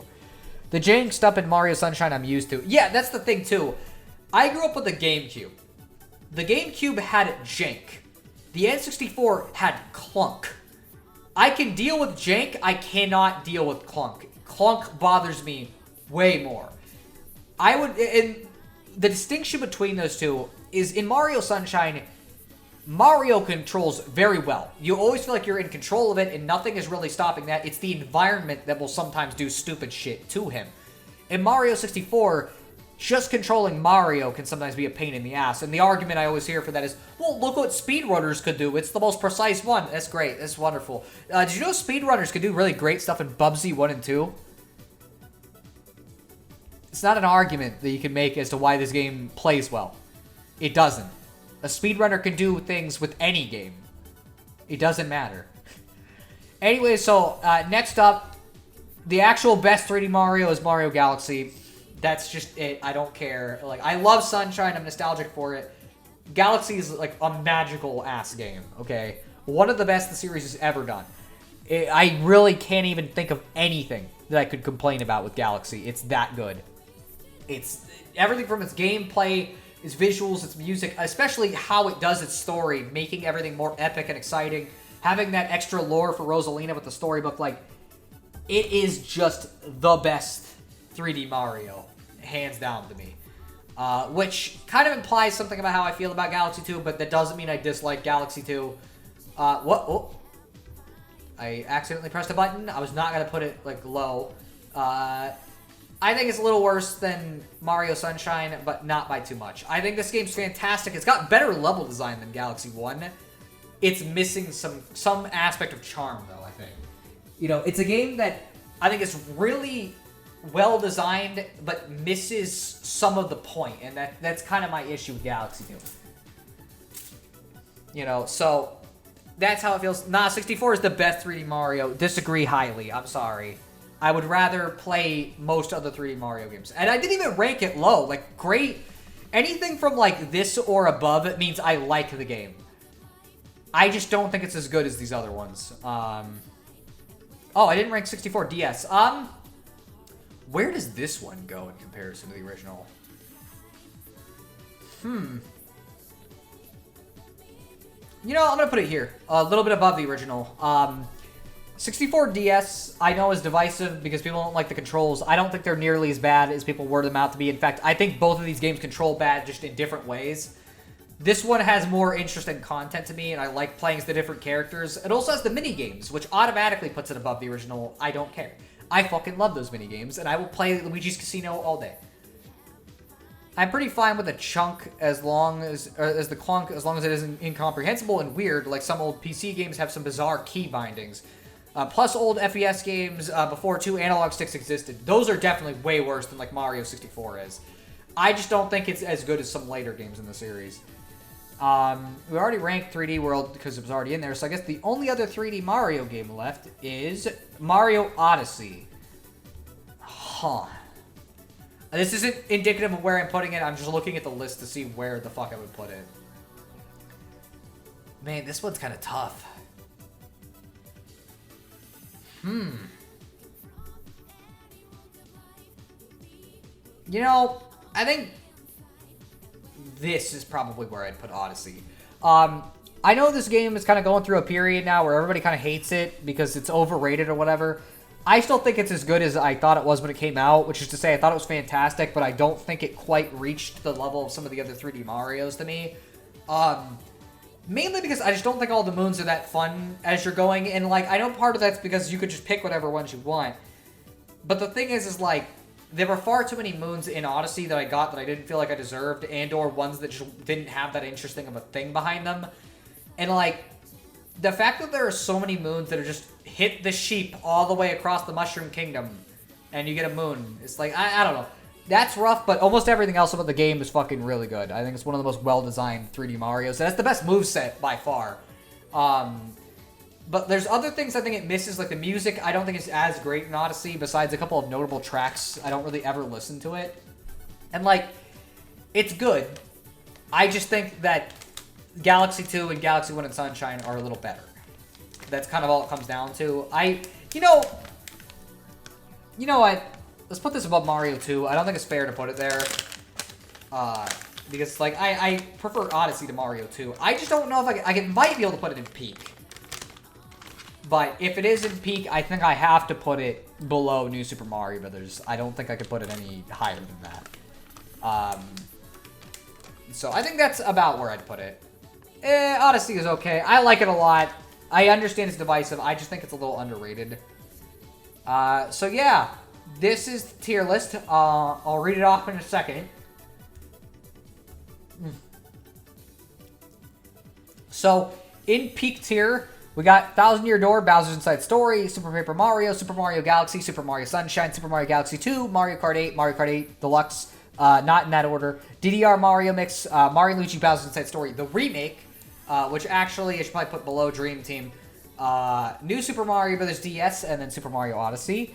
In Fantastic, we got Mario Advance, Super Mario Bros. 2, Paper Mario 64, Mario & Luigi Partners in Time, Super Mario RPG, Super Mario Maker, Super Mario 3D World, and then Super Mario 3D World on Switch. In Great, we got Superstar Saga DX, Superstar Saga the original Super Mario 64 DS, Mario Kart Wii, Mario Kart DS, Mario and Sonic of the Olympic Winter Games, Super Mario Maker 2, Mario Kart Double Dash, Super Mario 64, Super Mario 3D Land, Yoshi's Island on GBA, Mario Sluggers, New Super Mario Bros. 2, Super Mario Bros. 3 on GBA, and then the original. Don't let peer pressure win. Follow your heart. I put it where I think it should be. I think this is about where I would put it. Because I'd rather play Odyssey than Mario 2. In good, we got Paper Mario and the Origami King, New Super Mario Bros. U, New Super Mario Bros. U Deluxe right below it, New Super Mario Bros. Wii, Super Mario Land 2, 6 golden coins, Mario and Donkey Kong, the Game Boy one specifically, Mario Kart 7, Mario and Sonic at the Olympic Games regular, Mario Brothers the arcade game, which realistically I think I should actually put lower than I did. So we're going to put that in the next tier, so we'll skip that. Mario Party 7, Mario Party 6, Mario Party DS, and then Mario Party 8, Mario Strikers Charged, then Mario Strikers, Mario Power Tennis, and then Mario Tennis Aces. In OK, we got Mario & Luigi Paper Jam, Mario Brothers Arcade, Mario Hoops 3-on-3, Mario Superstar Baseball, Super Mario Brothers, Super Mario Bros. Deluxe, Super Mario Land, Mario and Donkey Kong Minis on the Move, Mario and Donkey Kong, Mario and Donkey Kong, Mario and Donkey Kong, fucking different versions of varying qualities. Mario and Sonic at the Sochi Olympics, Super Mario World GBA, Super Mario World Base, Mario Sports Mix, Super Mario Party. No, this is Mario Party Superstars, sorry. Mario Party 5, Mario Party 3, Mario Party 2, Mario Party 1, Mario Party 4, Super Mario Party, and then Mario's Picross. Mario Kart 64 is in Meh, alongside Super Circuit, Mario Tennis Open, Mario Clash, Donkey Kong Arcade, Mario Paint, Mario's Tennis, Dr. Mario 64, Dr. Mario Base, Dr. Mario Miracle Cure, Dr. Mario Online RX, Dr. Mario fucking 5 billion, Wrecking Crew, Game & Watch Gallery, just all of them are pretty much here, and then Mario Party 10 rounding out the Mets here, barely making it into that. And then genuinely horrendous is Mario Party 9, Super Mario Kart, Super Mario Maker for 3DS, Mario Tennis Ultra Smash, Dr. Mario Online, or Express, sorry. Mario 2, the Japanese version, Mario Party Advance, Mario Party Island Tour, Hotel Mario, Mario Teaches Typing, Mario F1 Race, which isn't even Mario, Wrecking Crew 98, Mario, or Paper Mario Color Splash, and then at the absolute bottom, Paper Mario Sticker Star. Where it should be. Actually, probably my least favorite 3D Mario. Really, huh? I thought it was really good, but again, like, that's just kind of how I felt about it. Alright. That was a fucking huge-ass tier list. I don't even know how long I've been streaming for. Because that took a while. An hour to do all of that. Oh my gosh.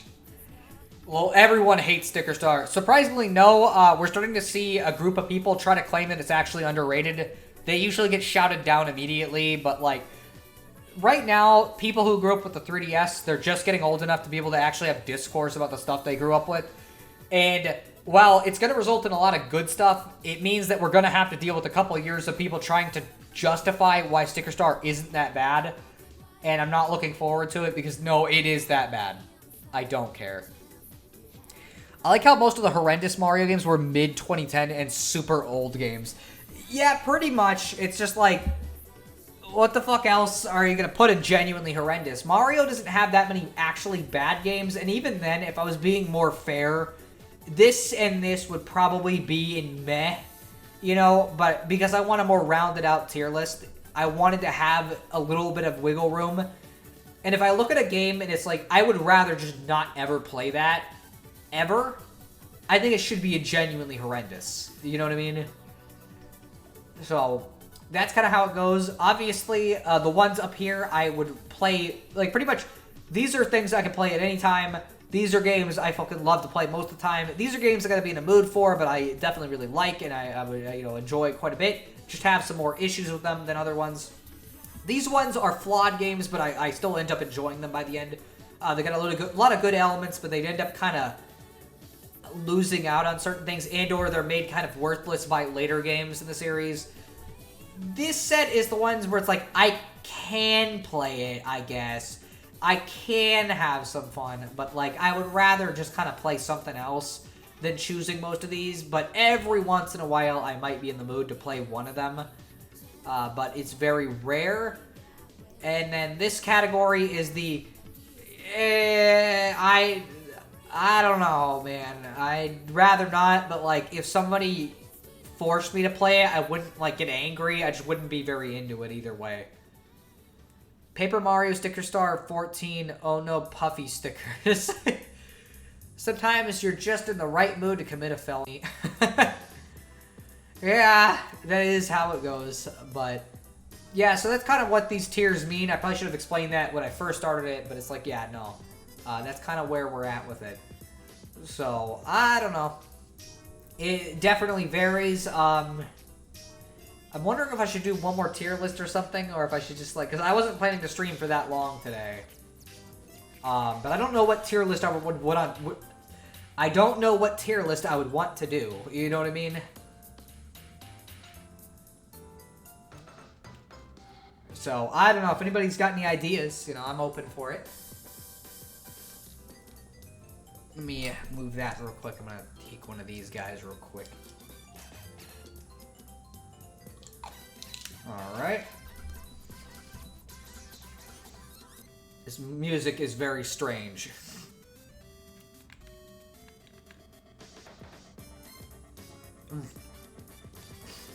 Have you ever thought about making a video about old Nintendo wikis? Not really, but I don't think I've ever, like, I used Mario Wiki a lot when I was a kid, but that's kind of it. And I think that's mainly because Mario Wiki was really comprehensive compared to a lot of other wikis, but, like, I wasn't as into them as other people. It's why I couldn't make a video on, say, like, old Flash games either, because I didn't play that many when I was a kid. It just wasn't something I was that into. I wanted to play, like, a regular game or whatever. And by the same token, a wiki was like, okay, I could look at this, but, like, I already know most of this stuff, so I'm not going to look at it.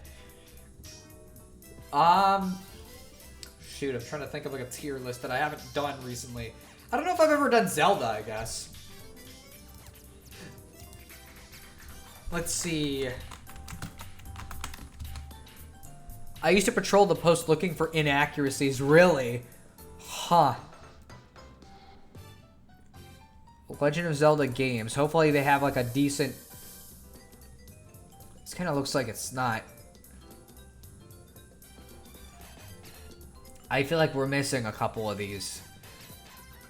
But I don't know if that's actually true. This might actually just be the whole series, I guess. So, this should probably be easier to do than the Mario one as well. Though I will say I cannot rank the Oracle games, and I need to rank this on like a curve. So like, it's not going to be exactly fair. Like anything in D tier is not bad. Pretty sure everyone used either Bulbapedia or Cerebi. Yeah, I guess I used that one too. Mainly because I wanted to find out weird, obscure lore about Pokemon. Which is the only reason why I know about Pokerus. Which is something that genuinely I don't think most people even know what it was. There are quite a few games missing. Okay, let's see. So, Zelda 1, Zelda 2, Link to the Past, Link's Awakening. Let me find that one. I know we're missing remakes, but like I rank it as is. We got Link's Awakening, we got Ocarina of Time, Majora's Mask, the Oracle games. We got Wind Waker. Is that on here? Where the oh, it's right there. Sorry, I gotta say. So we got that. I got Minish Cap, Twilight Princess. We got the 2DS Zeldas over here. Skyward Sword, Link Between Worlds, and then Breath of the. We even got Triforce Heroes actually, and then Breath of the Wild and Tears of the Kingdom. Like, where's Link's Crossbow and the Warrior games? I think it'd be hard to rank those compared to the regular games, though. At least that's my opinion. So, I'm going to remove F tier because there's no... Never mind, actually, I was wrong. Sorry. I forgot that one of these has to go in it. We'll rank them in release order just to make it fun. So, Zelda 1, D tier. Not fun. It's just not a fun game.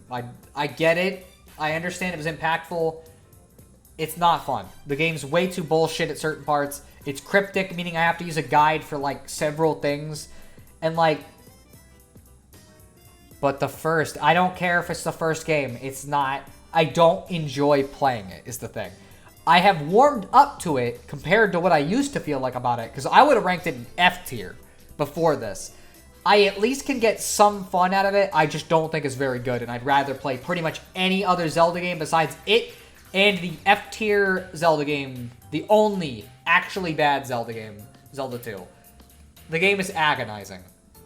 I cannot fathom how somebody would willingly play Zelda 2 for fun. Like it's an enjoyable game. The fact that there are chunks of the game where you can die by falling off the cliff and you don't lose health, you just die instantly, losing all of fucking the progress you've been making. The fact that the game is actively designed to just kind of be bullshit. The fact that Miyamoto himself said, yeah, no, that one wasn't very good. I think it's fair to rank it bad. Ranks old games low, it's just a skill issue. I'm not going to rank all old games low, you'll see. I just don't like these ones because they're not that fun. Which, I guess, speaking of which, Link to the Past C tier. It's alright, it's fine. The game is very bland. It's bare basic Zelda as bare basic Zelda gets because it established the Zelda formula. That being said, I don't connect to anything in it besides, I think the dungeons are pretty fun. But, like, the dungeons are probably my least favorite part of Zelda. You know, I like the world, the story, the characters, you know, I like that stuff way more than I like the dungeons. And the dungeons are kind of the only thing I think Link to the Past even does, like, that great. Because, like, its story's lame. I don't care about it. Its world's fine, but, like, it feels like it's justifying game mechanics more than it is an actual world. Its NPCs aren't interesting. Like, there's just nothing to get me into it. It's a bare basic Zelda, as I said. And that is how I feel about it. Which contrasts quite heavily with its direct successor that was supposed to start as a remake of Link to the Past. Link's Awakening is one of the best 2D Zeldas ever. So there you go, your ranks old games just bad as a skill issue. Link's Awakening is fucking great. It's paced super well. It's kind of an interesting combination dungeon-wise between like Zelda 1 and Link to the Past. And I think it gets the best out of both styles, even if it loses out on the identity that inherently comes with this. And it's just a much more fun, logical progression of this style of dungeons. It's got good like NPCs that are fun and interesting to talk to. It's got a story that actually means something. And it's one of my favorite Zelda games to replay because it's just so bite-sized and quick. You're never waiting on anything. The only part of the game I think is kind of a slog is like the 8th dungeon or whatever. Fucking Basically, the last major one is just slow because it's really big and it's not very hard. It's just kind of big. But otherwise, like, I think this is one of the best. Isn't Zelda 2 getting more love over time? Probably. But not from me. Because the game sucks. Ocarina of Time. That is an interesting one. A reminder, this is on a curve. Ocarina of Time is in B tier, if we're grading on a curve. Mind you, like, B tier, A tier, and S tier are above most other series is fucking, like, A tier. To put this into perspective. Like, Zelda is just that good that even being in C tier means I think the game is still very good. Oh, you don't... Oh, don't Zelda. Now I barely played Zelda. No, oh, I think now you're doing Zelda. Well, to be fair, Zelda's not that long. It doesn't take that long to do, so... Are we assuming the remakes and ports don't exist? I am counting it as whatever the best version of the game is. And so, Ocarina, I'm counting as the remake. Majora, the remake. Twilight Princess, HD. Wind Waker, HD. Skyward Sword, the HD version. Like, that's how I'm ranking them, because I think the remakes are all better across the board. Link's Awakening would be slightly lower tier if I was ranking just it as the Game Boy version. Ocarina, I really like it. I think it's really fun. It was my first Zelda game. I played it on the 3DS as my first Zelda. And it kind of blew my mind. That being said, it's one of those games that every time I've gone back to it after the fact, I've kind of not been as into it as the other 3D Zeldas for the most part. Like, I just vibe way more with Majora or Wind Waker or Twilight Princess most of the time. Because Ocarina has the Link to the Past problem of being bare basic for its formula. The difference is it does have some stuff to itself that I think is really fun. It's got, like, it's got interesting characters I still like. You know, it's got parts of the story I like. I just think that later games kind of do it better for the most part, as I said. But that being said, I still really like it. And I am usually game to replay Ocarina of Time. I just don't think it's as good as certain later 3D Zeldas. That's 4 Swords, I guess, is what they're doing. I'm not going to rank 4 Swords, because, again, I don't think these are fair to rank against mainline Zelda. Because otherwise I have to put them in D, because it's like, well, that's not... Like, that doesn't feel right to me, for 4 Swords, at least. So, we'll go to the next one, Majora, which is S tier and is above Link's Awakening. I know that nowadays we're starting to see kind of almost a pushback against Majora, because some people think it's really overrated. I think it is still one of the best things the series has ever done. It's such a fascinating exploration of, like, days before death and how people react to that, how different people deal with it. And it's got so many of these characters and moments that I just fucking love. It's everything from, like, complex stuff to simple stuff. Things like saving that little girl's dad and having her break down into his arms after fucking having to deal with him being a zombie for days and worrying that he might never go back to normal. You know, or like fucking the Anju and Cafe quest just being this like really fucking sad love story that you managed to get right just before the end of the game, which I always will do right before I fight the final boss because I feel like that's one of the quests that needs to be done or shit gets fucked. You know what I mean? Or Romani Ranch especially. Everything regarding those characters is just such a fucking phenomenal ass part of a game. You know, the fact that you can follow them throughout the entire 3-day cycle, and there's different stuff going on, and they got their own incredibly fucking, like, rough shit going on, down to, like, Crimea feeding Romani Lon Lon Ranch milk, which essentially, or whatever, the milk makes people drunk, basically getting her drunk so she won't be aware of what's about to happen to her. Like, it is so fucking sad. Like, what a fucking depressing-ass game, but I fucking love it. The dungeons, I guess, are fine. That might be the only thing I don't really think is that great, because, like, the second dungeon is a little tedious, and the Great Base sucks. It's horrible. Worst dungeon in the series. But, Stone Tower is fucking phenomenal, so. I played the first dungeon in Ocarina of Time, and I thought it was slow and basic, and I didn't get much farther than that. It probably gets better. I just don't know. I would recommend going in with the mindset of not being worried about it being slow, because, like, it's more about enjoying, I guess, the moments, but that's how I feel about it. I've played Majora's Mask on and off for years. I really need to finish it sometimes. It just loses me at several points throughout the game. That is so shocking because it is one of my favorites, and it's one of the Zelda games I've replayed the most. But I get it. I can't rank the Oracle games. I'm sorry. It's not that they're bad. I have not played them. I have a copy of Ages, and it doesn't fucking work because you get past the first, like, 30 minutes of it, and then it will always freeze no matter what I do, and I can't get it to go past that. It sucks. So I have to skip those, sadly. And go to Wind Waker, which I think is A tier. It's fucking Wind Waker. Like, I think the game's biggest problem is it's too easy and that it doesn't have enough dungeons, which is funny because it's going to contrast with the later game I'm going to talk about.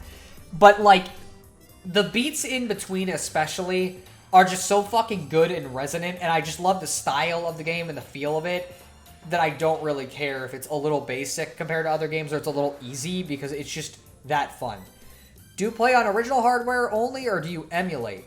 I play the remakes, I guess you could say. It's like I've been playing the remakes on their original hardware, so like Ocarina of Time, Majora's Mask 3D, Twilight Princess, and Wind Waker HD on the Wii U, you know, Skyward Sword on the Switch, but for older stuff, it kind of depends, because I emulated these two in this. Link's Awakening, I played the original Game Boy, I've played it emulated, and I played the Switch remake. So I've kind of played that one a bunch of different ways. But yeah, I think Wind Waker, fucking obvious high tier one, but I think that occasionally the game just feels kind of like it doesn't know where it's going, and it doesn't hit the way it should. Like, you go through 2 dungeons to get these pearls, and then the third one, you just talk to a fish, and he gives them to you, and it's like, well, what the fuck? I thought I was going to have another dungeon. You know, and it's stuff like that that always makes me feel like Wind Waker is kind of rushed. The same thing goes for, like, the Triforce Hunt. I just don't think it's that fun, even in HD. I think it's just kind of not ideal.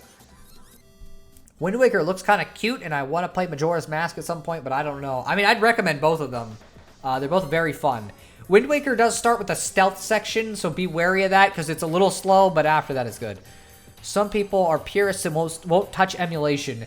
I kind of get it for, like, Ocarina and Majora, because, like, those two play fucking horrible through emulation. Their aiming especially is really bad. But for, like, Link's Awakening or Zelda 1 and 2, I don't know why you would avoid it. So next was Minish Cap.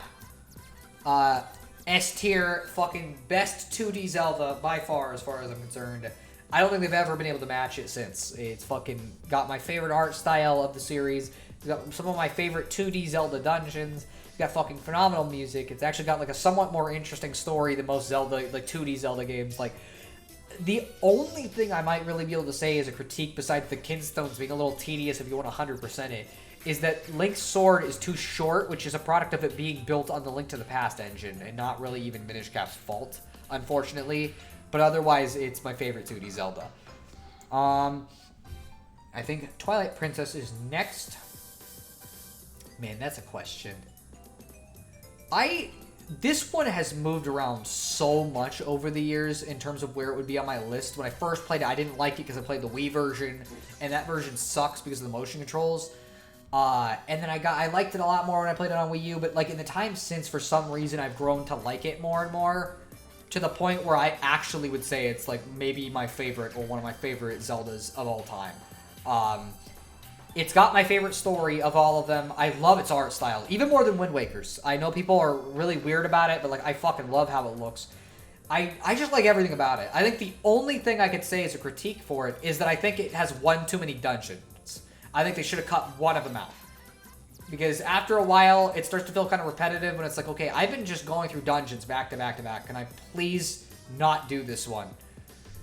I do think Minish Cap looks kind of cute. It is fucking fantastic. Hi, Geek. What's going on? Glad you could join the stream. Glad you're still alive, too, because I was worried for a couple days there. But, yeah. I think Twilight Princess is one of the best ones. I know that for a while people kind of hated it, but nowadays everybody seems to really love it again, so I guess that's good, because the game deserved it. Phantom Hourglass. You know what? I'm putting it below Link to the Past. This might be the one exception to the rule of every game after being better than Link to the Past. I don't hate Phantom Hourglass. I like stuff from it. But the game, especially early on, is very obnoxious and kind of, like, lame. I don't like the Temple of the Ocean King, like, just to get that out of the way. But, like, also, a lot of the puzzles in the game, especially early on, are just like, wow, did you know there's a touchscreen? Whoa! And it's like, that's not fun design. I don't like the fact that, like, you get to an island and the whole thing is like, oh, find the 4 torches and then tell me where they are on the map. That's not fun design. That's just stupid shit. Like, the whole game is kind of designed like that to me. To the point where I think it actually gets in the way. And I know the touchscreen controls are divisive. I don't mind them. But I don't like what they're doing with this game in particular. And the reason why I say I don't mind them is because I actually really fucking like Spirit Tracks a lot more. I still think that occasionally the touchscreen controls bother me a bit, but, like, that doesn't stop me from just fucking really enjoying this one. You know, I like its story. I like how Zelda's incorporated into it, where she actually helps. It's fucking great. The dungeons are solid. They're fine. They're better than Phantom Hourglasses, at least. And the Temple of the Ocean King equivalent in this one isn't that bad. The only things that I don't really like are either inherent to the design of, like, the touchscreen Zelda, or it's stuff like, I don't like the pan flute because it's weird to use on a lot of devices. I don't like the Locomos from, like, a design perspective because they look kind of stupid to me. But, like, outside of that, you know, I think it's fucking underrated as shit, and people need to give it more, like, attention. Spirit Tracks is a way better version than Phantom Hourglass. Pretty much. Like, there's no reason to play Phantom Hourglass. Just play Spirit Tracks. Choo Choo Zelda is fucking... It is the Choo Choo Zelda. The Phantom Hourglass mechanics were really annoying. Yeah, I didn't hate them as much as other people, but I agree. I don't really like them either. Like, it's just such a weird fucking game at the core. I don't really vibe with a lot of what it's doing. So that's why I prefer Spirit Tracks and would rather play it. But what about the CDI? If I was ranking the CDI, all of them would be at the bottom, and I think Zelda Wand of Gamelon would be at the top of those 3, purely because you can play as Zelda. That's, I guess you could say Zelda's Adventure, you can play Zelda, but that one looks like fucking shit, so I don't care. Let's see, so I guess Skyward Sword would be next. Probably about here. Skyward Sword is a good game, but it's very, very slow. Like, to its detriment, I would argue. Everything you do in that game, from combat to dungeons to overworld progression, everything just feels like it takes too long. And I'm not even just talking about the original. Even the Switch remake, which fixed a lot of that, is still too slow.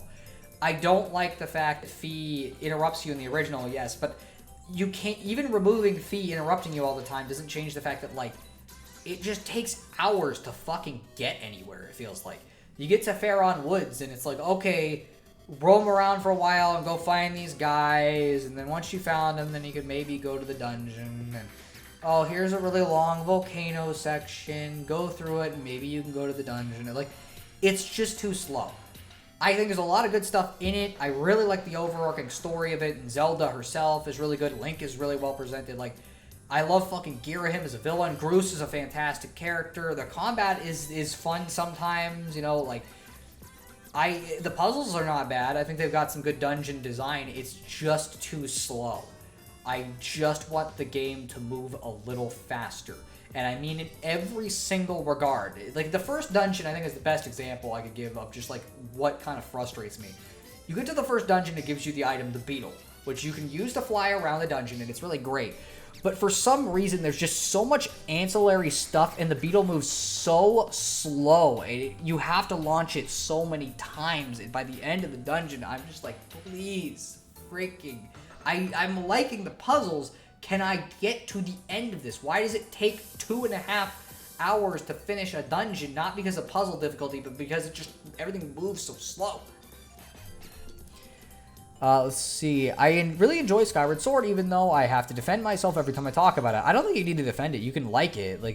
I don't think there's anything wrong with liking it the best of the 3D Zeldas. I just have some problems with its pacing. I think if they sped it up a little bit more than they did already, then I'd fucking really like it. It's just kind of... I don't know. The Switch version's also weird because, like, the motion controls, I'm going to be honest, they don't work right. And I don't like the stick controls as much as I liked the motion controls in the Wii version. I actually think that they worked really well.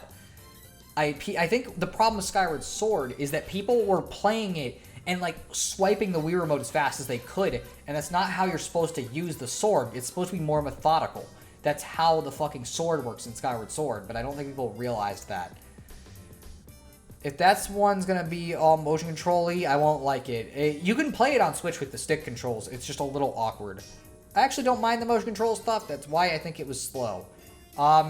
That is part of what makes it slow, because like I don't like that Link can't move much while you're like hitting the sword and stuff. Like everything is kind of just stilted, and that's kind of the thing, is there's stuff like that I don't like, but it's more just an overall how areas are designed thing.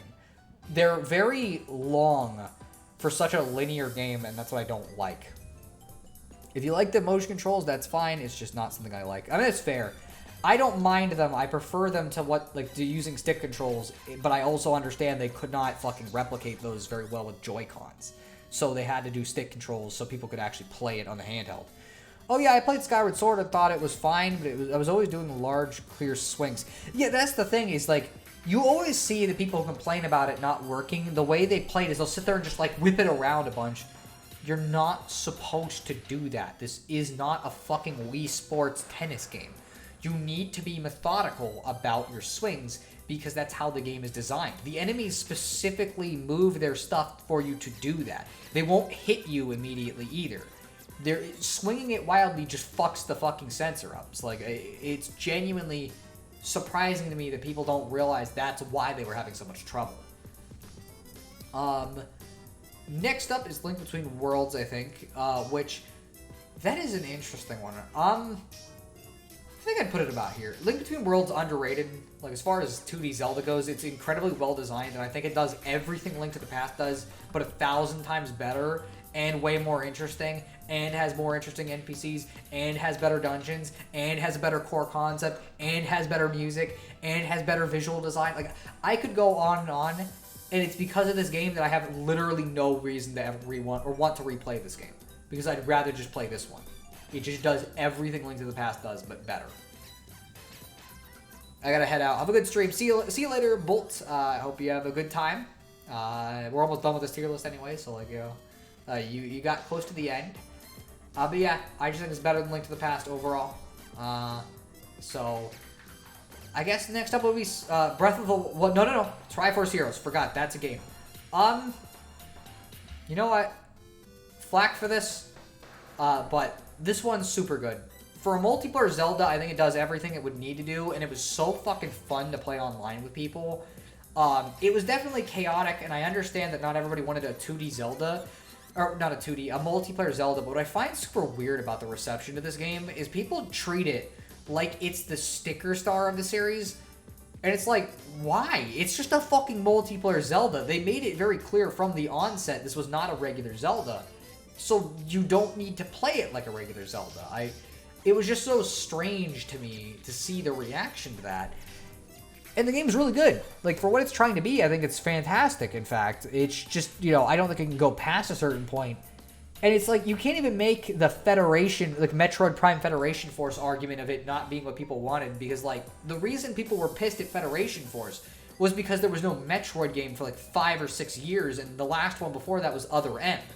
So, of course, people were going to be mad when they made a multiplayer spin-off, but, like, we had just gotten Link Between Worlds a couple of years ago. We'd gotten several remakes of other Zelda games. Like, Zelda was active. So I don't know what the deal is with fucking Triforce Heroes. Dude, name one thing wrong with Sticker Star. You can't. World 3 is genuinely one of the most aggravating, uncomfortable, boring, fucking frustrating, repetitive, nonsense parts of any game I have ever played ever. To the point where you spend more time in Chapter 3 than you do in pretty much multiple chapters combined. You can beat Chapter 1 and 2 in the time it takes you just to beat Chapter 3 alone. It has no personality. It has no characters. It has no real story to it. The gameplay has no purpose behind it. There's no reason to battle enemies because it just gives you coins, which doesn't do anything because coins only buy more stickers, and you only use stickers if you're in the battles, so there's no point to buy them. But even if you do battle every enemy, the game gives you too many stickers, and so you're super overpowered, and all the fights are just completely meaningless because you don't lose stickers, meaning the entire system of having limited choice or limited amounts of items is fucking worthless, and they keep giving you stupid sticker sheets over and over through the whole fucking game, so you have like 5 billion of them, and so you never run out of stickers. I legitimately could go on forever about how bad Sticker Star is. So yeah, no, I think I could name one thing wrong with it. I think I named several there. So yeah, last is Breath of the Wild. This one, beforehand, I would have ranked it at the absolute top, but I think about now, I feel it's about here. Breath of the Wild is great. It's fantastic. I love a lot of what it does. But it's one of those games that I think is more fun to play than it is really anything else. And, like, when I've recollected on my experience with it, I realized the fun I had with it was more just, like, the gameplay and doing dumb shit, and not really anything about the story or the characters of the world. And, in fact, I didn't find the world that interesting to explore. I think Tears of the Kingdom is more interesting. Sorry. It's interesting to explore. I don't think there's enough cool shit in it. Weird to lock combat and any action in combat to having the right sticker. Yes, that's also bad. Also, they ruined the action commands, essentially, because now everything is one button. Which, the whole idea with 64 and Thousand Year Door is that you had multiple different inputs. You would hold the stick back. You would time a button press. You would press buttons in an order. You would have to time it with, like, this little meter thing. You'd have to, like, hold down on the A button until you got to the end of the meter, but not let it go too far or go down. They had so many different input methods that made it way more interesting. In Sticker Star, you press the A button.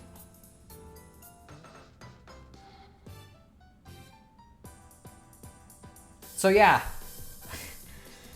I can't rank Tears of the Kingdom. I don't think it's fair. I haven't beaten it yet, so... But it's looking to be in this category, if you catch my drift. So that's how I'd rank the Zeldas. Again, on a curve besides these two. These are definitely D and F rank, but, like... C is still, like, an 8 out of 10. And then B and above is all, like, stuff I really fucking like. It's just, like, varying from, like, 8.5 to 10. Because literally I have to do that unless you want the whole tier list to just look like fucking this, essentially. You know, where it's like, wow. Like, that's a boring tier list, you know what I mean? Like, that just fucking was lame. Honestly, I'd probably still move this up if I was actually, like, being how I... Like, if I was ranking them how I would. This is actually how I would rank the series, and it's like, that's boring. That means everything's in S rank, and it's not as exciting. So that's why I did it on a curve. So, I gotta put this back together.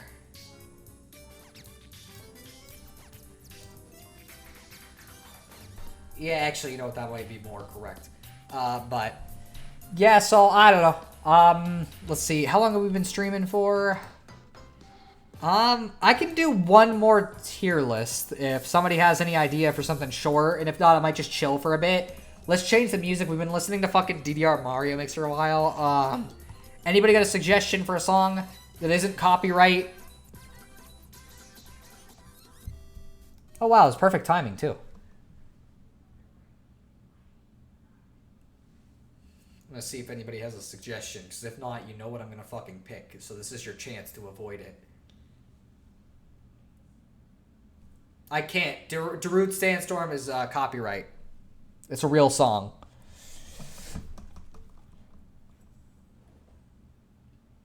So, I gotta get something else.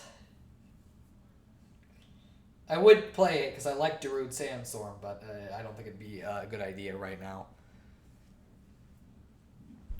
You're gonna pick Living in the City, aren't you? Yeah, that's exactly what I'm saying, so you have a chance. Suggest something that's not copyright. Video game music is probably the best thing you could choose.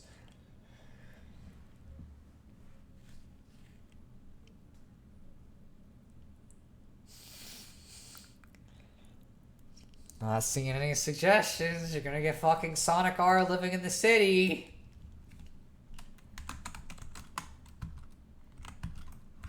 I'm typing real slow. Moving very, very slow.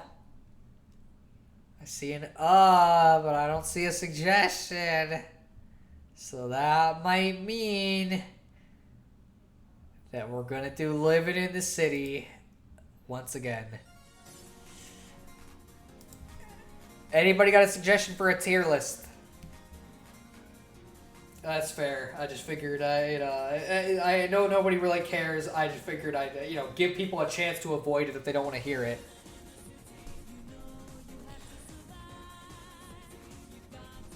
By the way, I should mention I replayed Sonic Frontiers lately. The game's still really good.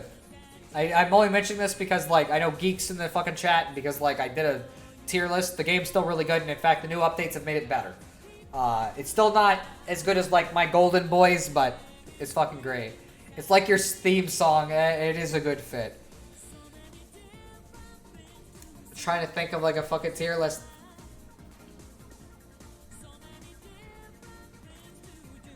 Like, I do this fucking Smash roster, but, like, that's gonna be weird as shit, because it's like, okay, well, a lot of characters are inevitably gonna end up in low tiers, because it's like, I don't really care about them either way in terms of playing as them, so I don't know.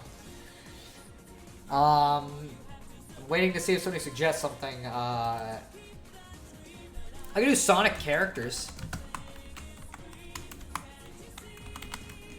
Let's see if they got something like that. Frontiers is okay. Here's the thing with me, okay? It is a flawed game. It is still the most fun I've had with the Sonic game since Unleashed. Or Black Knight, I guess, because that came out after.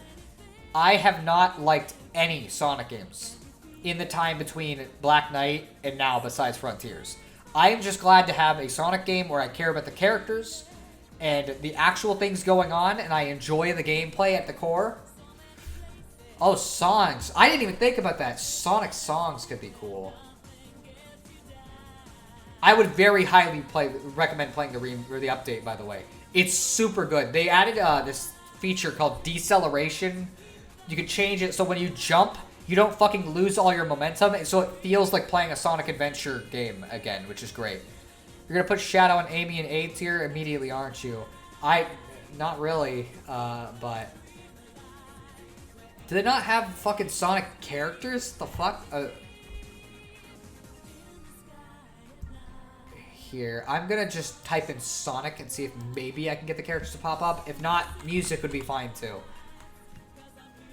Or I could rank the games by soundtrack, which would be kind of fun too. Oh, it didn't change fucking anything.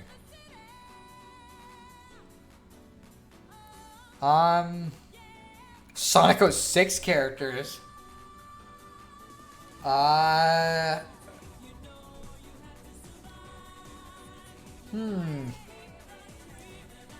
This is kind of shocking, you'd think. Oh, there we go. Okay, Sonic tier list, Cream of the Crop. My favorites, awesome, favorable, and or very respectable. Not exactly my favorites, but nevertheless pretty good. Decent, meh, bland, or lackluster. Sorry, you're really not it, Chief. Don't like you for several reasons. F y'all. It seems fine, I guess. Whoa, what the frick? This is way more characters than I know. Okay. Let's not immediately go for the obvious characters. We're gonna go for, like, characters at the bottom. What the wait a minute, what? What is it? You can't put several different incarnations of the character. That's not fair. I'm not doing that. So, first things first, since I see them, every single one of the Deadly Six is getting an F tier. All of them. I do not like any of them, but we'll rank them in terms of design, I guess, and whether I like them better. Let's see. 06 had some pretty poggers characters besides the captain that made you guess who the captain is. Yeah, fuck him. Where is Alberto Robert? I don't even know who that is. Okay, so design-wise, this guy's at the bottom. I don't like this character at all either. Old man, probably you, and then Xena, and then Zavok, which are the only two... Wait, no. Is this Zit or Zix? Because I know Zavok, I know Xena, and I think that's... His name's Zix. I don't remember the rest of these. But... Honestly, like... The only reason why Zavok is above them is because they keep bringing him up, and so it's funny to me that he's like a meme. And then Xena, I guess, of these other 5 are like... the least atrocious looking to me, I guess. I don't really like her as a character at all, but I don't like any of them as a character.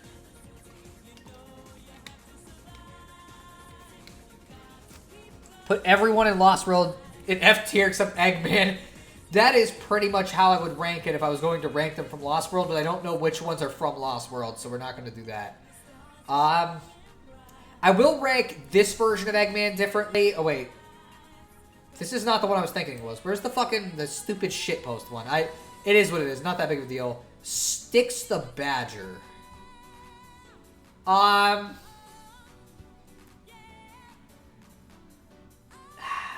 Yeah, I don't know. Styx is like, I don't hate them, but I don't get anything out of their character. The design's not that interesting, and like in the Sonic Boom cartoon, they're not that great.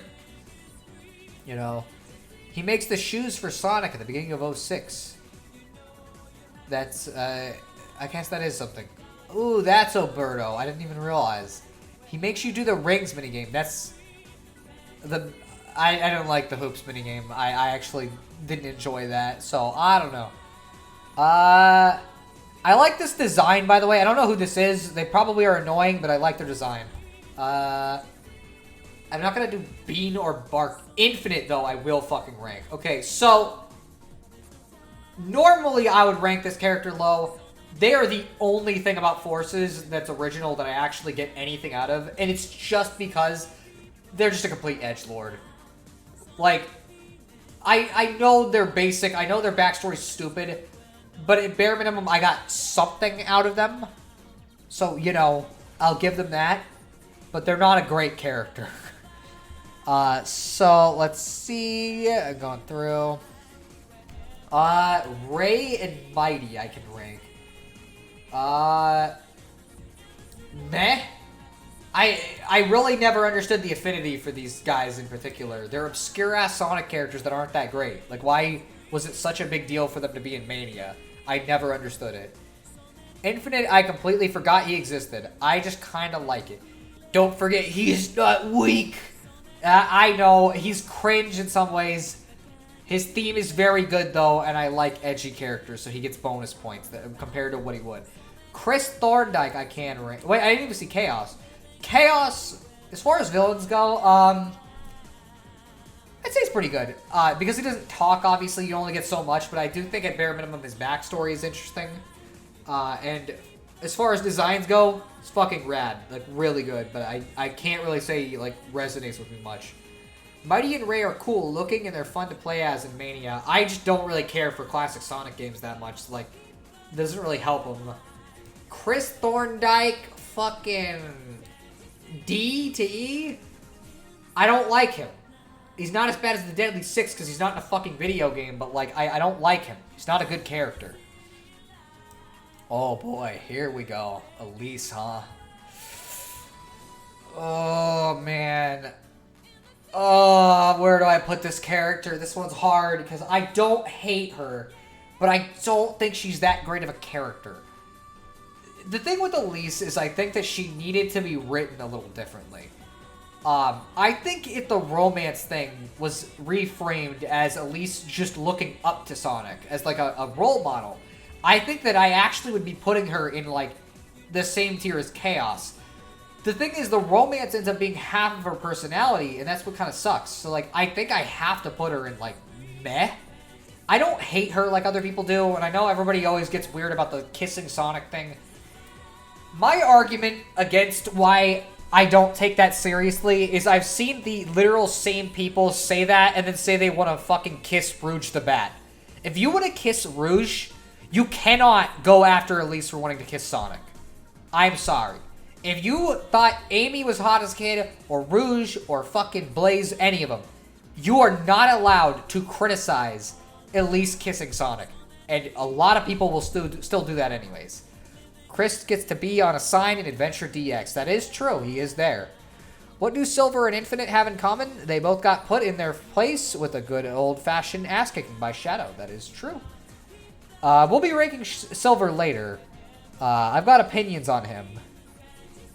I think this is the one from Sonic Battle, if I remember correctly. There's a couple different forms of it.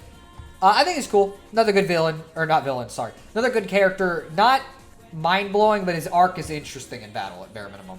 And his fate is a little sad, but I'm glad he gets taken care of at the end of it. He's a good dude. Metal Sonic. Huh. This one's interesting. I think I gotta put him in this one because I like his design, but I'm gonna specify... This is Metal Sonic pre the new era where they kind of made him into like a nothing character who just shows up to be a rival to Sonic. He is a cool guy and I love his appearance in Heroes especially. But like, they just kind of took his personality away in later games. So I don't care much about him later on. So I'm specifying this is early Metal Sonic, not later Metal Sonic. And in that case, I think his appearance in CD is pretty cool. I think he's great in Heroes. I think he has some fun cameos in certain games. He's in Mario and Sonic at the Olympics, which seems like cheating, but that's great. And so I like him. I just don't count the later incarnations because they're barely even a fucking character.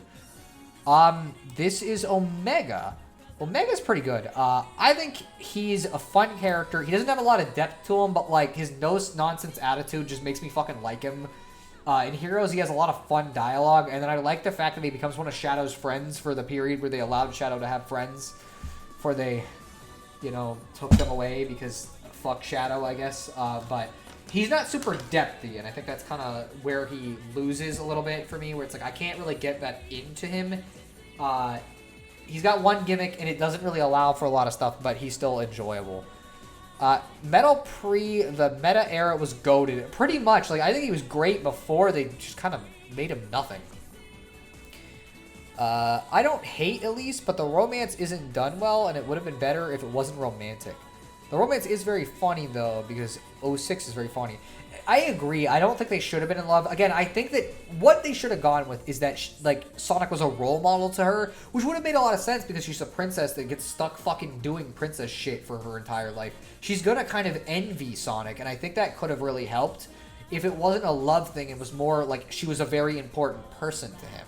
I think that would have been very different. I think it would have, like, again, I would have been putting her on a higher tier if that was the case. But as it stands, I cannot say she's a good character because of that shit. Omega, I'm making sure there's no other renders of this character, and I'm not, like, picking some fucking weirdly specific variants. Omega is one of the best characters in the series. He literally only appears as a major character in one game, but his appearance in Adventure is so good that it immediately makes him one of the best Sonic characters. It's the closest to, like, emotional that most Sonic games have ever made me about, like, a character, I guess. I don't really get emotional about much besides maybe the ending of Adventure 2 and then a specific aspect of Forces. Or not Forces, Frontiers, but, like, this character is really good. Omega canonically had a crush on Blaze in the Archie comics. That's weird. Omega? I'm pretty sure this is Omega and this is Gamma. I'm pretty sure the Heroes one is 1, 2, 3 Omega, isn't it? Am I fucking misremembered? Or is it? Yeah, E1, 2, 3 Omega. That's this one. That's the guy I just ranked. It's right there. You can see the facial structure is the same as that one. It's got the little flat thing. This is Gamma. This is Omega. I might have said Omega when I chose Gamma, but, like, I meant Gamma if that was the case.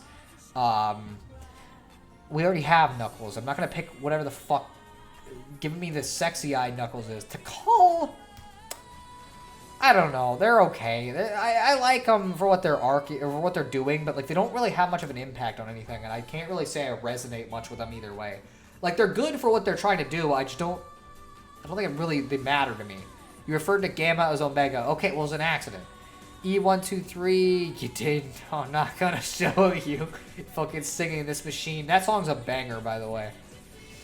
Maria. This one's weird to rank, too. I feel like she...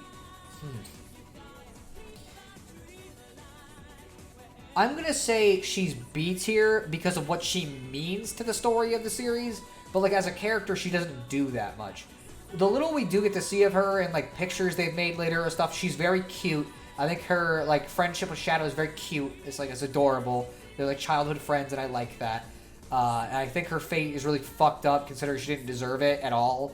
But she only gets to be so much of a character, so I don't think it's really fair to put her any higher than this. But that's just how it goes. Big the Cat. S tier. It's fucking funny as shit, okay? I know his campaign kind of sucked in Adventure, but, like, I kind of love him anyways. And dude's just vibing, okay? That's the thing. He doesn't really give a shit about what's going on. He just wants to fish, and you know what? I can vibe with that. I love his attitude towards things specifically. Everybody else here's got this serious shit going on, and he just wants to fish, and that's a vibe. I like Big. See, somebody else likes Big. Freaking geek. I know you don't like his adventure gameplay, but come on, like, he's not a bad guy. He's, you know, heck, he's the reason why I didn't have to do some really tedious shit in Frontiers. So, like, I appreciate that, too. Cream the Rabbit. You know, I'm gonna be real, never did anything for me. I don't hate her, but she's just, like, not really much of a character to me. I do like her cheese get him thing that she says when you fucking lose all the characters and heroes. Like, that's funny. That's about all I can say about her. Oh, I didn't rank Vanilla, the rabbit, slightly higher than Cream, purely because fucking, I don't know, I just prefer her slightly. That's it. Cheese, get him. Fucking, he sure does cheese stuff. Also, she has another child named Chocola, but we barely ever get to see any of him. It's always cheese. Cream and cheese, that's the joke. But yeah, Vanilla's better purely because she's fucking, I don't know, like, just got some cooler shit that she does in the very few appearances that she has. We got two different versions of Eggman, so you know what, I will rank this separately. Classic Eggman is not a character. I don't care. There's nothing interesting about him. Actual Eggman is top tier, though. One of the best characters in the series, pretty much consistently. Like, there is not a bad appearance in any of the 3D games for him. He is always a good character, even in the game's worst stories. I love him. He is great. Eggster. Remembering the chaos name made my hands start aching. That Chow's name. Oh, okay, I see.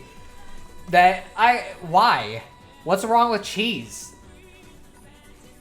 But yeah, classic Eggman, he looks like a goofball. I'm sorry, this looks lame. Let's see, where were we at? Okay, so we're at the Chaotix now. Charmy B? Fucking, I'm sorry, man. I just don't like you. In Heroes, he's got a couple funny lines, but he's generally annoying. I don't really like him. You know, it's literally just the ending where he beats the shit out of Eggman that I actually like Charmy. Otherwise, I don't really enjoy his presence at all. SBO, not much of a character. Sorry, I don't get much out of him. I probably like him better than, like, Cream and maybe Tikal. But I don't really think he's that interesting. Let's see. Vector, meanwhile, fucking great. I love him. He's one of my favorites. He's just a goofball. Just a complete goofball, and I love him. And I kind of would like it if they used him in more games. Secret discs. When I was little, it freaked me out seeing it single-handedly destroy Eggman in Sonic Advance 2. Really? Huh. I love Vector so much. He's fucking great. Honestly, I'm kind of considering putting him in S tier. Like, he's that fun of a character to me. So he gets high tier. We're waiting on Shadow. I'm not doing him yet.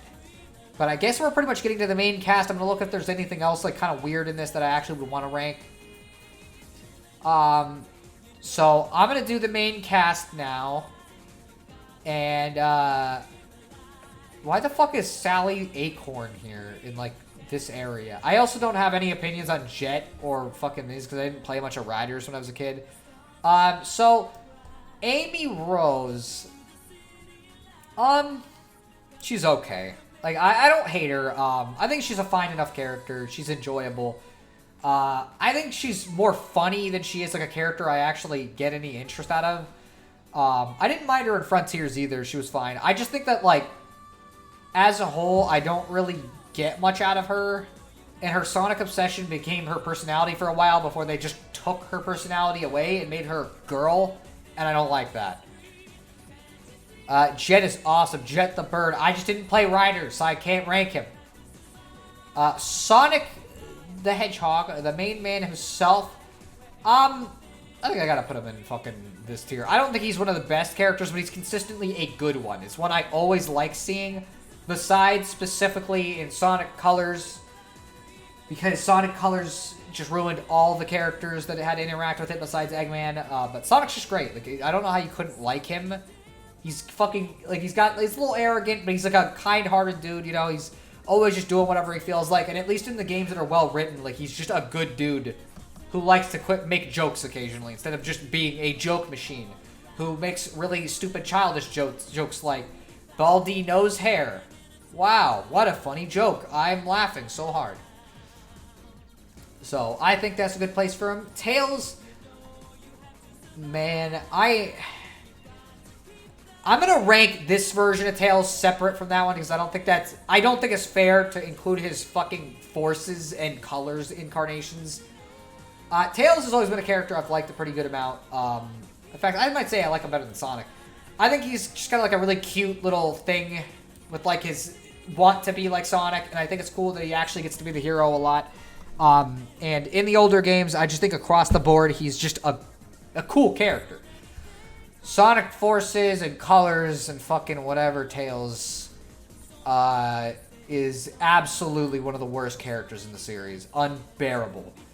Smart aleck, arrogant, but also like childish baby whiner little fucking jerk bitch. I don't care. Bad character. Horribly written. Nah, I still like Colors. I hate Colors. It's one of my least favorite Sonic games ever. Like, by a mile. So, I'm sorry. I could never give that game any appreciation. I don't like it. Knuckles the Echidna. I kind of like Knuckles better than Tails and Sonic. I think of the classic trio, he's the one I like the most. He was always, like, one of the cooler ones to me. In fact, I might even put him above, like, Vector. He's fucking Knuckles. I don't know how you couldn't like Knuckles. Everyone likes Knuckles. You know? Across the board, I just think he, like, even in games where I don't like him that much, he's still at least entertaining usually. Console Colors is extremely mid, and that's being generous. Yeah, DS Colors clears. By far. Silver. Silver, if I discount his voice acting, okay? Because I don't like his voice acting in Sonic 06. I'm going to be frank. I don't like the, why are you doing this kind of voice that he does for everything. But if we're discounting that, I actually think he's one of the best characters in the series. Very interesting arc. Really tragic story. I just like him across the board. And it sucks that, like, they completely shifted him out of the spotlight once 06 was so badly received because they thought anything from that game was bad. And no, Silver's great. I think he's a fucking wonderful character. They just kind of gave him bad voice acting, but that's not the character's fault. You get a separate picture for pissed off Lost World Tales. Well, it's because they're like two different characters, really. Which Silver voice? Oh, Sonic 06. How dare you not love Pete Capella. I don't dislike him. I hate his delivery. Why? Like, he's really whiny in that game for some reason. It's weird. Rouge the Bat. S tier babe. No, I'm just kidding.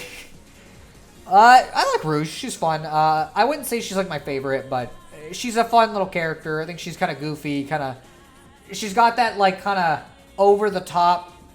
I wouldn't call it seductress, but like she kind of acts like that a lot. She's fucking, I don't know. She's got a style about her that I can appreciate, you know. But there's something about her fundamentally that kind of wigs me out because I look at her and I know that like, wow, I could have gone down a very bad path.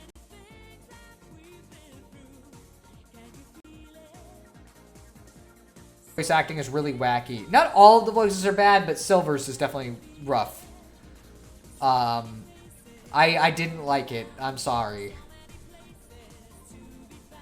Blaze, I think everybody fucking likes Blaze. Like, I can't find a single person who doesn't like Blaze. She's not my favorite character, but like, she's fucking one of the best additions they ever added to the cast. And I just like her. You know, fucking kind of an ice queen who calms down and grows to like everybody, you know, and I like her in 06, I like her in Sonic Rush Adventure, like, she's just consistently a great character, and I think it sucks that she kind of fell off eventually, because they just stopped including her at all. She's just, like, not there, and it's like, what the fuck?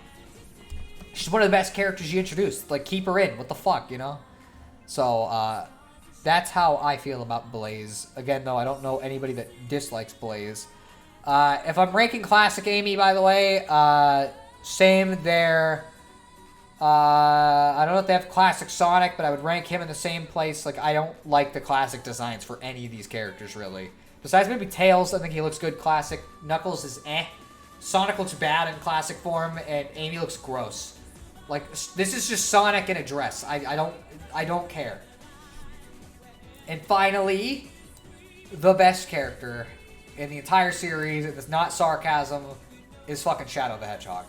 He has the most interesting arc, the most interesting character development, the most interesting shit going on, and outside of a couple of questionable cutscenes in Shadow the Hedgehog, I pretty much just like him in every incarnation he's ever been in. Even the stupid edgelord stuff that they did later. And the funny thing is, he is the only part of Force's story that is not fucking horrible, because he's actually pretty okay in his writing there. It's the only thing. See, I feel like your rankings would be all over the place if you were ranking the Archie cast. Probably, because they're very different in Archie from what I've heard. It's fine if you like his voice. Yeah, like, I don't think it's a problem for him to like the voice, you know? But yeah, so, this is how I would rank the Sonic cast, in terms of stuff. So it's just kind of like the best in the series, characters I really fucking like, characters I like a decent amount, characters I think are okay, but that I don't really get much out of, or I think I have problems with them. Characters that I don't mind their presence, but I don't really have anything to say about them. Characters that I generally don't like, characters that I really don't like, and then legitimately like the worst characters in the series. You ain't gonna rank Memphis, Tennessee? I don't even know who that is. Wait, was he even on the list? I don't fucking...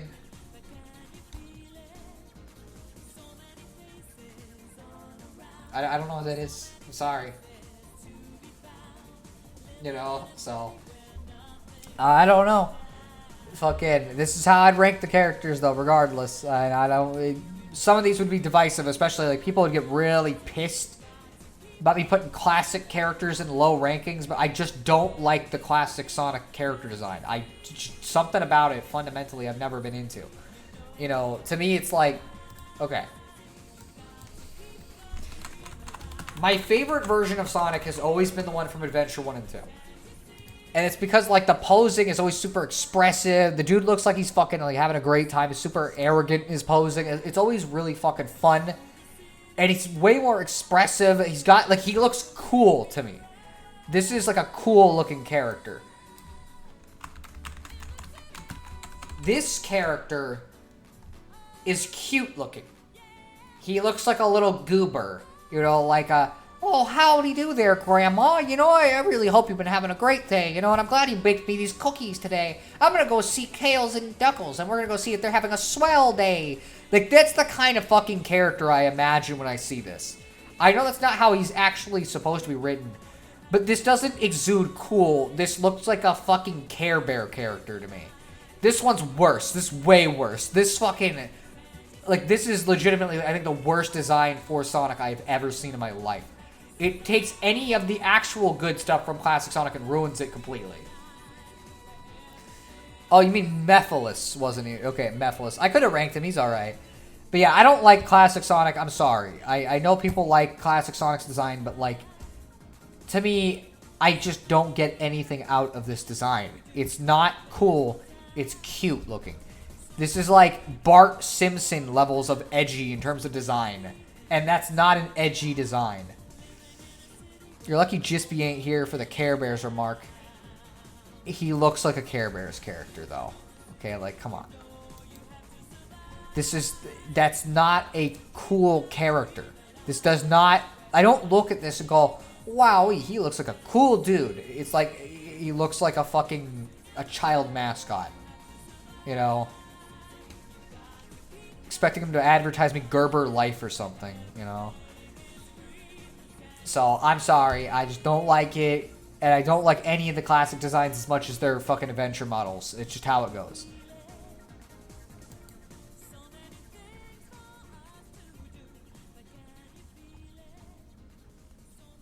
At least you didn't say that with Santiago pulled up. Because Santiago's fucking not the same kind of design. Like, Santiago looks fucking bad. Again... I've never... Oh, wow, I guess listening to Sonic Mania's OST, that's very fitting. But, like, this design doesn't fucking look even like classic Sonic to me. This just looks like fucking some goober. What they would think classic Sonic would look like. Why does he not talk in later games? Classic Sonic does talk. They had the cartoons and shit. Attention parents and grandparents of young children. Gerber Life is accepting applications for their affordable grow-up plan. The grow-up plan gives your child $10,000 in whole life insurance protection now and doubles it automatically to $20,000 later at no extra cost. Free information will be sent to them. It's fucking... So yeah, I don't know. I guess this is the final thing. I'm gonna do one more if I can find something. Because I thought about this earlier, and it's like, I think that would be really fucking good if we could do like a Sonic soundtracks ranking. Because I fucking think the series across the board, something what? Who knows? Alright, so let's rank the actual soundtracks. This is not indicative of the quality of the game itself at all. Just how I feel about the soundtrack. And we'll go in order. So, 06. I like its soundtrack a lot. I think I'll put it in B tier. I like a lot of tracks from it, but there's other ones that I don't really think much of either way. But that being said, His World alone is enough to put it in B tier, without a doubt. That song in particular is so fucking raw that, you know what I'm gonna fucking do? I'm gonna put it on. This is straight up like one of my favorite songs in the entire series. Like, just something about it vibes with me so fucking hard. You know, like, you hear this and you just fucking know. So much for copyright. This isn't gonna get a copyright, I don't think. Anyways, yeah, this fucking song, one of the best. Unleashed. I'm gonna be honest, soundtrack never did much for me as far as Sonic soundtracks go. It's not bad, but when I listen to Sonic music, the only thing I really ever listen to from Unleashed is like fucking the main theme, basically. You know what I mean? Otherwise, I can't really think of many off the top of my head that I really vibe with that hard. 06 has maybe the best soundtrack. There's like one song I don't care for. I mean, it's fair. I just like, for me, I think there's better soundtracks that vibe with me harder. Speaking of which, despite my absolute hatred for this game, this is one of my favorite soundtracks in the entire series. I think it's the one thing that Colors does across the board that's phenomenal. Everything from its main theme to its level themes, like everything. Aquarium Park Zone especially has one of the best tracks in the entire series. Colors Ultimate, I don't think it's as good. I think the remixes aren't really nearly as good as the actual originals usually. Let me guess, Elisa's theme? Yep. Do I win anything? Elisa's theme isn't bad. Sonic the Hedgehog 1? Like, outside of Green Hill Zone theme and, like, Marble Zone, I don't really think any of the songs do much of anything for me in Sonic 1. Generations has a fucking phenomenal-ass soundtrack. A lot of it's because it's remixes, but, man, some of those remixes are really good. I would have put it in A tier if the Sonic R remix in it wasn't fucking, like, kind of borked. So there's that. Lost World. You know what? Actually, yeah. No, below those 6. Still, I fucking love some of the tracks from this. Sea Bottom Segway, especially, is one of the best tracks the series has ever done. But, like, thinking on it, I feel like I like the soundtrack in the sense that I like 5 tracks a lot, and then everything else I don't really care about. You win Gerber Life, wow. You may as well give me a dog turn. Sonic Forces, yeah, you know what, I'll put it in B tier too. I don't think all of its music's good, but some of the Avatar music I really like, some of the Sonic music I really like. Not the classic Sonic music, because that stuff is just putrid. But, like, some of the vocal themes are pretty good, and funnily enough, the way I've always described it, the Avatar music in Forces sounds like a Minecraft parody to me. And I don't mean that in as a criticism, because I like that sound.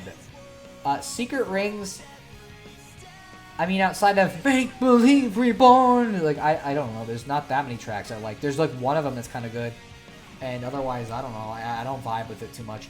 Which actually might go for fucking Black Knight, too. I like a couple tracks from it, but I can't really think of most of the soundtrack off the top of my head. So it's like, well, that's kind of just how it is. Oh, I thought this was Sonic. Is this Sonic 2? It might have to be. I don't see fucking... No, it isn't. What the fuck? Why is Sonic the Hedgehog 1 on here twice? That's weird.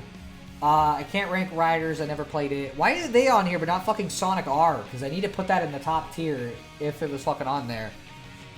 Maybe it's the dumb, but I really like Secret Rings LST. Like, no, you can like it. This is my personal taste. Like, I don't hate it. It just doesn't do much for me. And Sono clearly hasn't heard Spring Yard Zone, YouTube, whatever.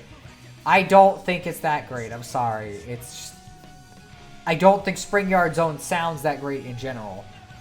Mania, I don't know, I'd say probably about here. Because, like, I like certain tracks from it, like Studiopolis, Friends, you know, stuff like that's really good, but the rest of it's just other songs from classic Sonic, and I don't really get much out of that then.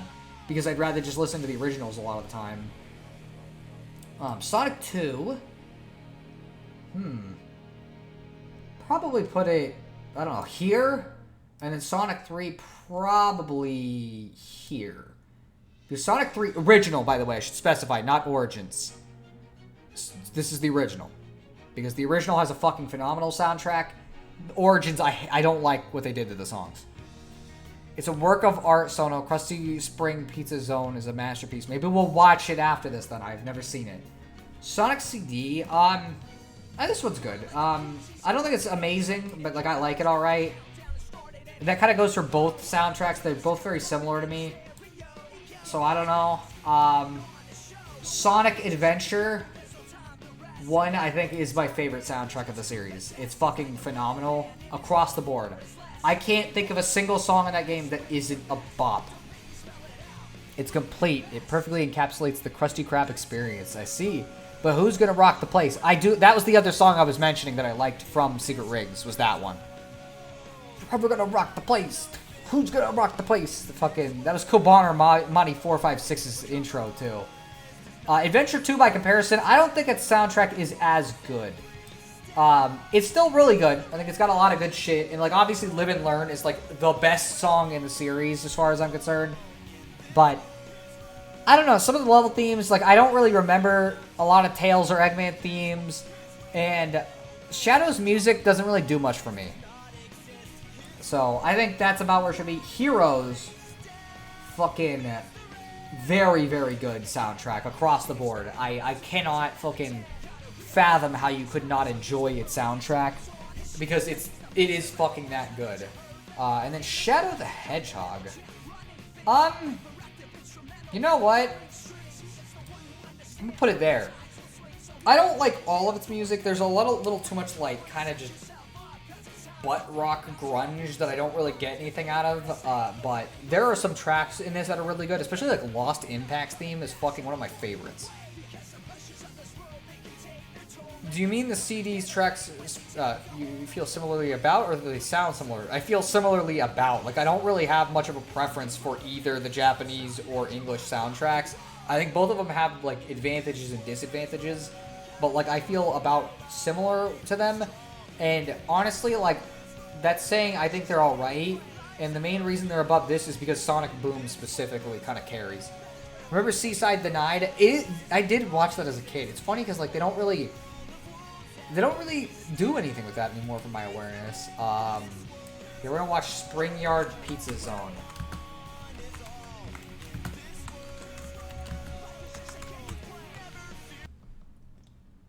That was Krusty Spring Pizza Zone. Okay, well, whatever. Either way, we're gonna watch it, and we'll see what this is like.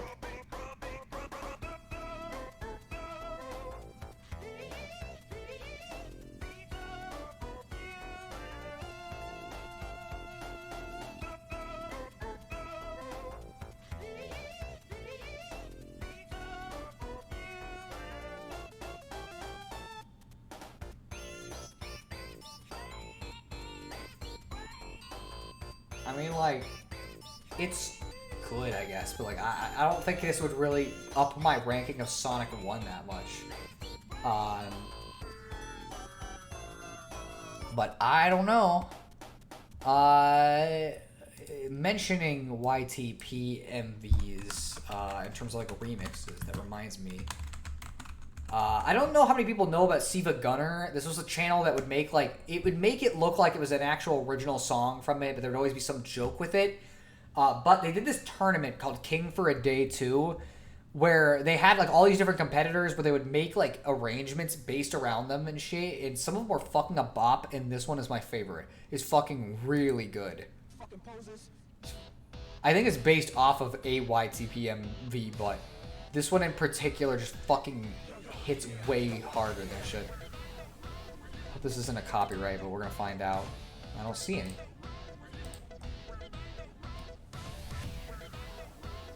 Fucking just reminded me of this, so I'm gonna listen to this while we're chilling here.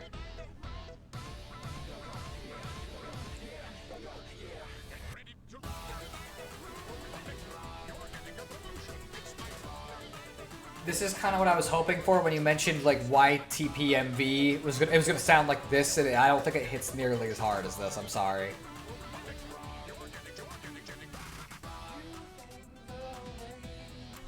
By the way, if you've never listened to any of the arrangements from this tournament, I would very highly recommend them. Across the board. Like, there's so much good shit in this, and nowadays nobody fucking listens to it because it's from a fucking tournament from years ago. But it was all so fucking good. I cannot recommend it enough if you want some really banging ass tracks.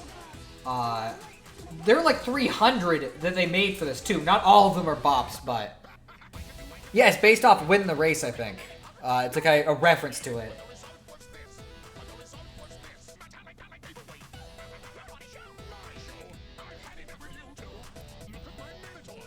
Let's see. Let me see how long we've been streaming for, because it feels like we've been going for a bit. It's like 9 o'clock, so yeah, we've been going for 2.5 hours. So like this is longer than I intended it. What? But yeah, so you know what? Geek might actually really fucking like this, considering what one of the teams was. You might not know what this is a reference to. Unless you really look at it close, you might be able to figure out what this is. But it was my favorite team, which is a team-up between Phoenix Wright and Monokuma, representing visual novels and mystery games and shit. Which I am so mad they did not fucking win, because there were so many good things they could have done, and they just didn't get to. But, like, a lot of this shit is fucking banging in this one. Maria Takeuchi had some fucking good shit. Daft Punk had a bunch of good music. Like, across the board. We could play the Undertale one. We could play Mr. Monokuma's Swing Lesson, which this one's fucking great. Which I think this would be a good one to go, or to end the stream off on anyway, so. But yeah, the whole idea with their pairing was that it's like, they're from two mystery visual novels, obviously. But these two literally could not fucking get along to save their lives because they're so fundamentally different. And it's like, I just thought that was such a fun contrast where it's like, yeah, you have the guy who's always seeking justice versus the fucking, like, chaotic evil, well, not lawful evil, actually, Monokuma, because, like, people don't give him enough credit. He is definitely fucked up, but, like, he will always follow the rules. He never breaks them. He could, but he never breaks them. If they fucking come up with something crafty to get around it, he'll fucking hear it out and even sometimes let them get away with it. They're, like, fucking... The whole second case where Peko was trying to make a case for her not even being, like, liable to be the killer was so interesting that he just let it happen. He's like, yeah, no, I'll actually hear this out. And there are parts of the game where it's like, oh, he accidentally ends up killing somebody, which is against the rules, and he fucking saves them, which he did not need to do. Wouldn't YTPMVs be closer to Nico videos? Otomad's one you know is Desu Desu Desu. They're different from Siva Gunner remixes. Well, yes, but Robotnik in this series was a YTMV like guy. That was one of the sources he had specifically, was that he could do stuff from YTP. And so that's why they had that in there. They did have Nico too. Oh, I remember that, what Sono was saying. Yeah, it's fucking... I'm just saying, Monokuma, fucking really cool, comparatively speaking to how he could have been. Because he definitely could have been way more of a dick. And it's like, I just find it really interesting. He's fascinating as a character that he would just kind of go along with shit sometimes. If people made something interesting, even if it disadvantaged him, he would do it because he just wanted something interesting. It wasn't even about it needing to be bad. The Joker, I guess you could kind of say that. The Joker, is he more fucked up? I don't know, actually, because Considering who's in charge of Monokuma, I can't say much about it. Considering who's involved with it, I don't know if that's actually honestly, they might be worse. But like, if we're just considering Monokuma and his actions in the games, it's a little different. You know, Batman, I love you.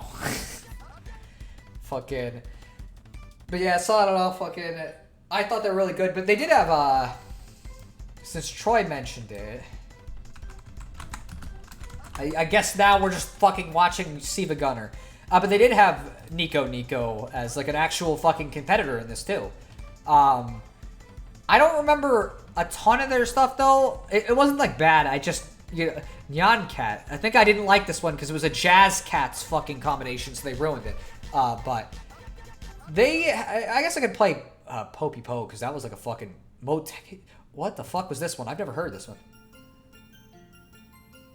I don't know if this is gonna be good or not. It's Lucky Star, which GSP would fucking love if he was here, but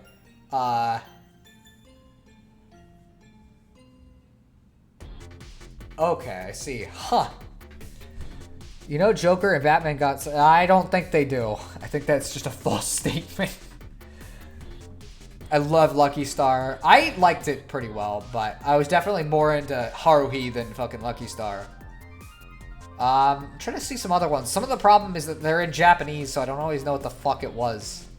Caramel Dancing. I don't think I liked this version of it, but we can listen to that.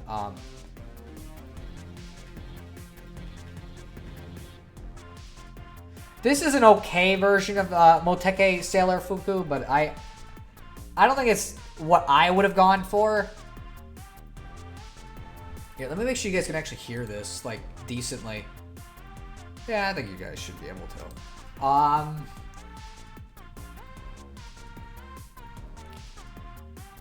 don't know. I don't think this is as good, and I think I had the same opinion of this. Because it's like, it's not bad, but this feels very rhythm game-y. But it's not bad. Also, Caramel Dancing is like one of the peak fucking old YouTube things. And I was kind of glad that they actually got to use it for this because after this, the previous tournament winner was Unregistered Hypercam 2, which I know is like, what the fuck does that mean? This was like an old YouTube thing where a lot of videos had this little thing in the corner that said Unregistered Hypercam 2. And his whole gimmick was that he was an old YouTube character. And so all of his music was references to old music, and it was so fucking cool. Like, I was so excited because it's fucking like... That's shit I grew up with, you know, so I was so fucking excited about it. That name is so nostalgic. Dude, I know. I fucking... He wasn't able to compete in this tournament because he won the previous one. So, like, it wasn't fair to have him compete. And he didn't get to do much in general in this tournament, but still. So, I don't know, fucking...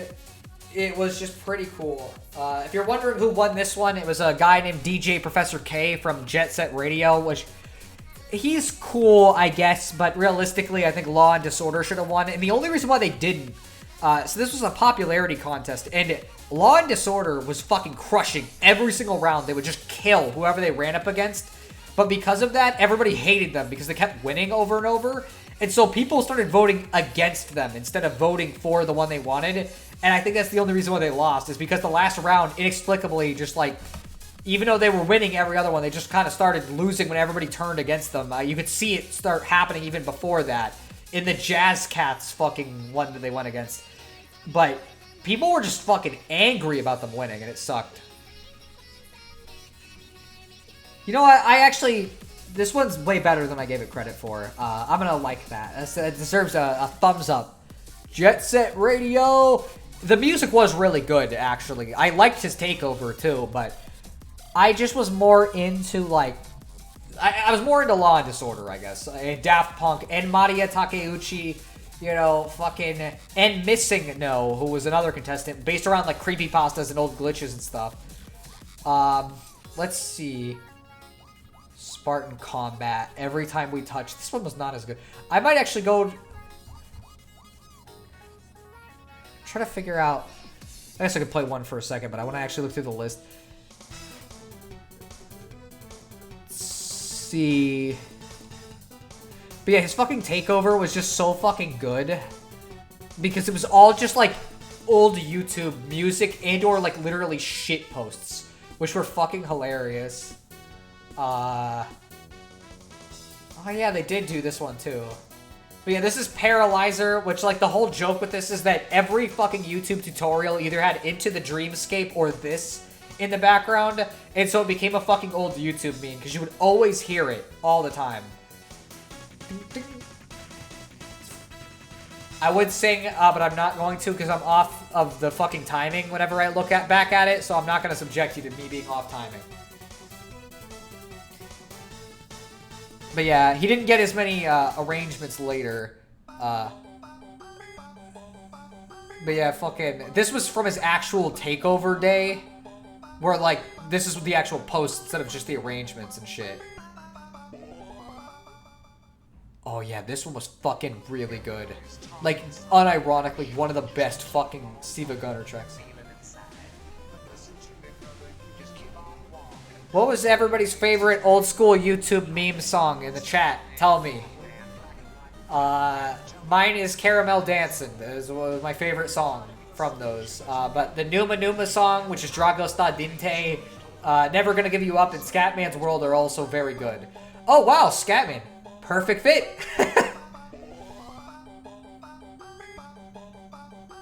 You picked mine again. You can still say them, you know?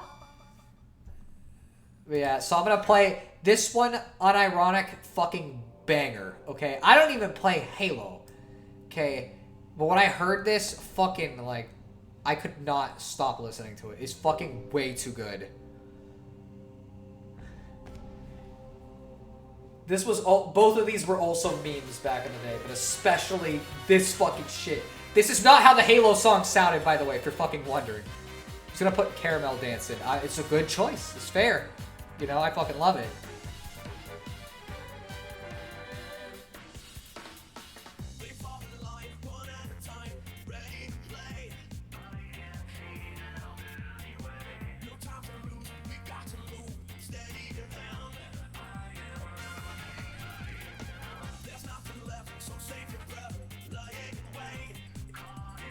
It's like, yeah, this is fucking, like, one of my favorite things that's come from this channel.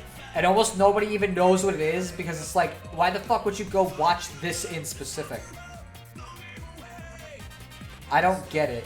It's a combination of Blow Me Away from Halo 2 and Vampire Kyun, which is an anime theme, and it sounds fucking way different. Actually, even playing this might be risky because both of these songs are fucking copyrighted.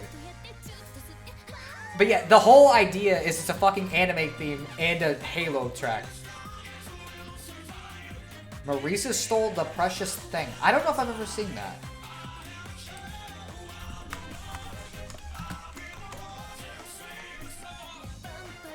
So yeah, I don't know. I just figured I'd play that. It's fucking good. Let's watch Marisa Stole the Precious Thing, which is apparently one Troy likes. Oh boy, and it's copyrighted, even better. I'm not uploading this to YouTube. Oh, it's Toho. Is this the one?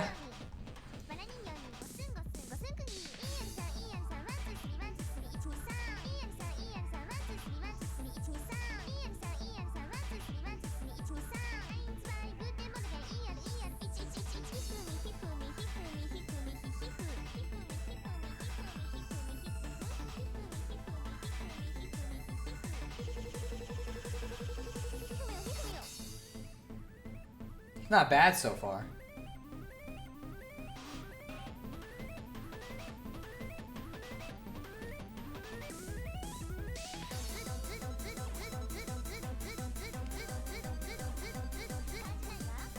Is this actual Toho music or is this like something else? It all comes together the moment Toho is seen.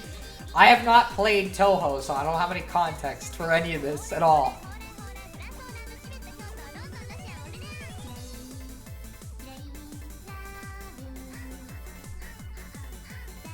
iOS has plenty of good songs. They also did Cyrano's Perfect Math Class. What the fuck? I'm guessing that's the one right over there.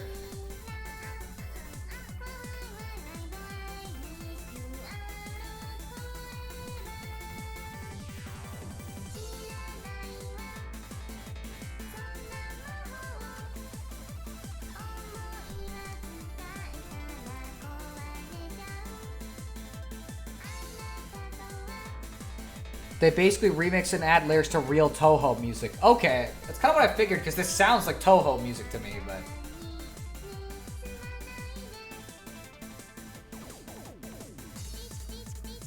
I'm really glad that they never added a Toho character to Smash, because then I would have been required to at least play one of the games just to feel like I gave it a shot, and I don't want to play Toho.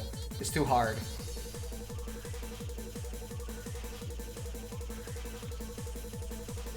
It's not bad, though.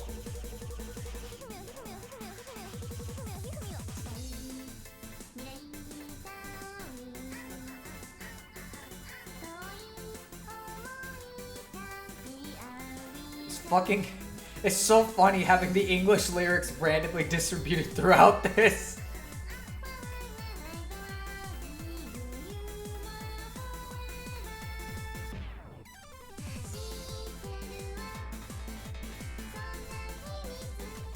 Also, since this is reminding me, I have not listened to this one in years, so. We'll finish this. Fuck it, stop.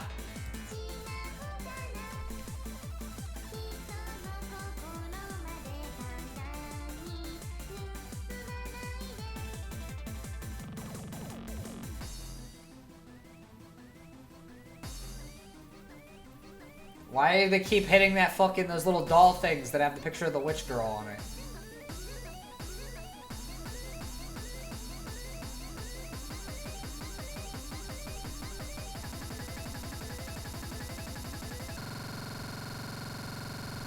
Wow, that's a sound. Boy, having this on loop would not be pleasant. Just because of this. What the fuck?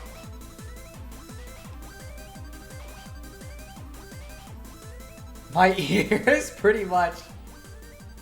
Alright, I can hear it quieting down, so... sure, yeah. Let's go to the 10-hour loop. I only ever watched this anime because of this fucking video. I didn't even know what it was, and I watched it because of that.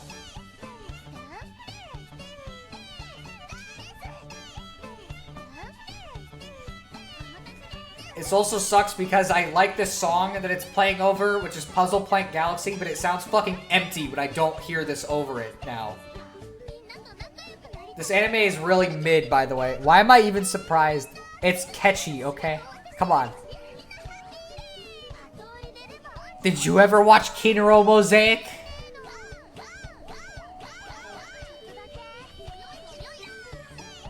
See, so that was Karen, that was Alice, and Shinobu, I think, was the green-haired girl.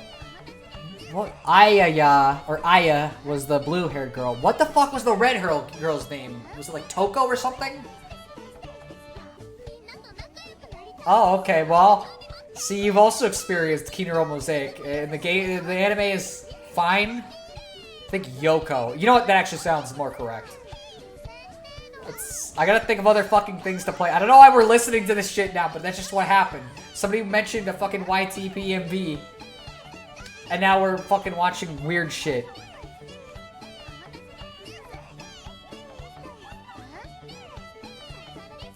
Also, Karen was actually the best character in the show. Though I seem to have suppressed any memory of it aside from the English.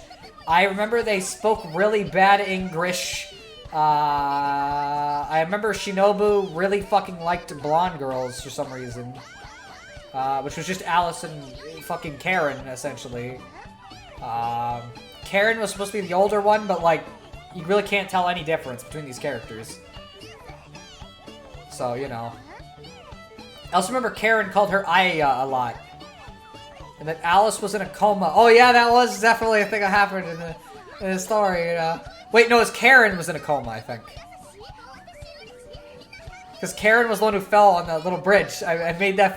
That was such a stupid fucking video. I can't believe I actually went through with that. And the worst part is, like, that was a joke video I made because, like, no... I still had a really small audience. But as time went on, a lot of people actually fucking watched it and tried to take it seriously and were like, this is a dumb theory. And it's like, it was a joke. Streaming a lot lately, huh? I guess so. By the way, welcome to the stream. This is quite the fucking time to come in, considering we just fucking started watching random bullshit. But yeah. I'm bad with names, okay? Not, don't worry, I am too. I remember her name being Karen because it was fucking funny to me that her name was just Karen. It's just like, yeah, the blonde girl, she's just Karen. What's happening, please? What was your stupid theory? Oh, okay.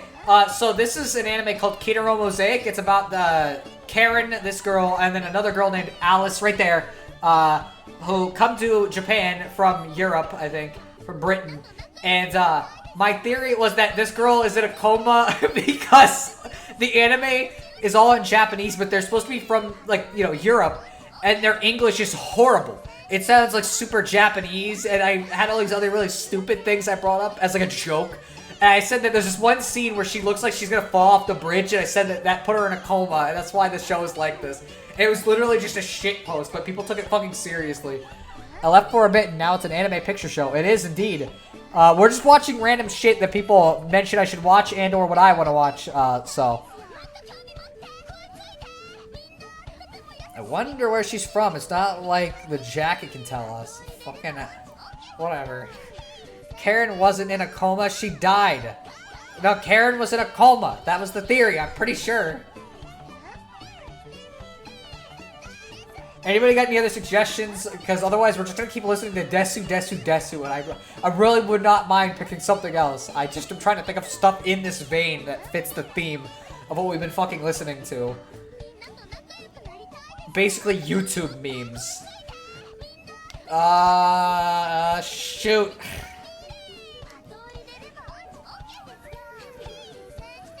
Ash just in a coma. I guess you could say it's a reference to it. Watch. I hope this isn't gonna end up being a bad idea. Oh, Sonic the Fighter's Death Egg. I guess we could listen to that, but that's not really in the theme, is it?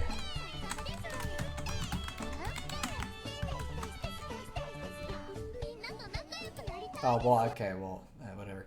It's Death Egg, but I think it'll probably pot. Well, okay, yeah. I don't know if you said, probably this one. Literally random thing from my tabs, anything. Ah, I see. And she is now stuck in a version of purgatory. That or that's what heaven looks like. Maybe. I'm just buying us some time. I guess. I just think, like, again, it wouldn't have been hard to just come up with something else that would have fit the theme of, like, old YouTube memes that we could listen to that hopefully won't get me a copyright strike.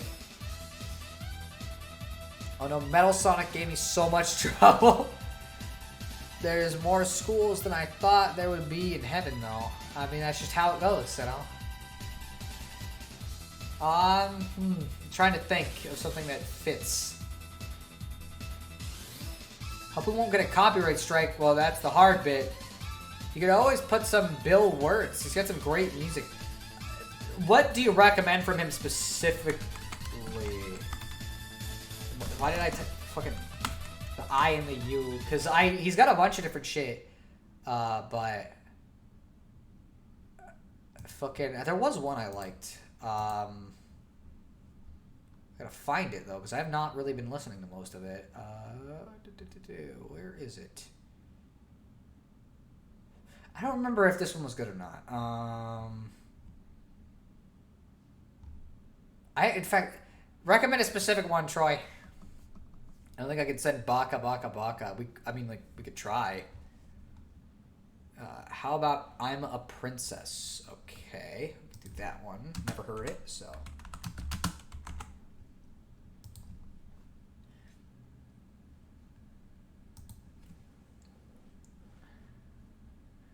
Why are you still listening to Desu, Desu, Desu? And I think about the diamonds in the sky too often. Do you love me? It's okay. Have things gone astray? His music is just like this, if you've never heard it. It's literally just nonsense for most of it. Catch the dreams as they fall from my ceiling. Earthquakes come and go all afternoon.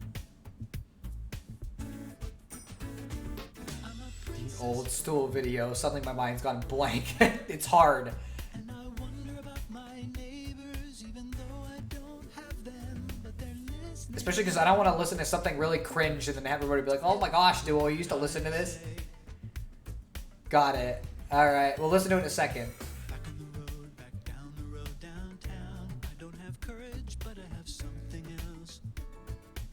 What the fuck? I'm ridiculous. I'm feeling very particular. Baby Einstein. It's not music, but you said it has to be an old school. Okay, I guess we'll see what it is then.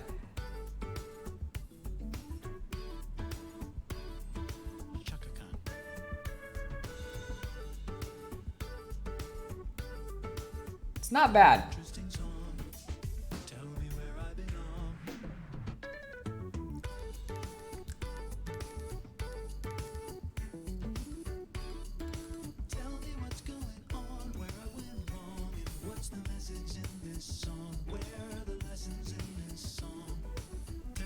That's always what I wonder too.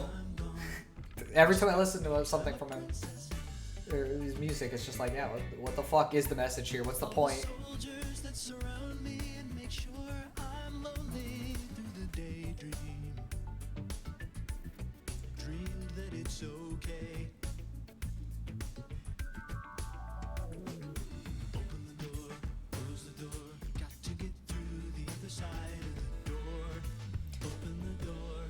This isn't really similar to Baby Einstein. I don't even know what Baby Einstein is.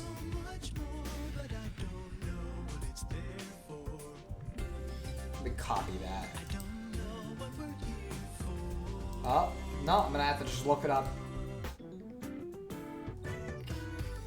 Ah, I will pass on this one. I'm sorry. I gotta pass on very specific types of stuff.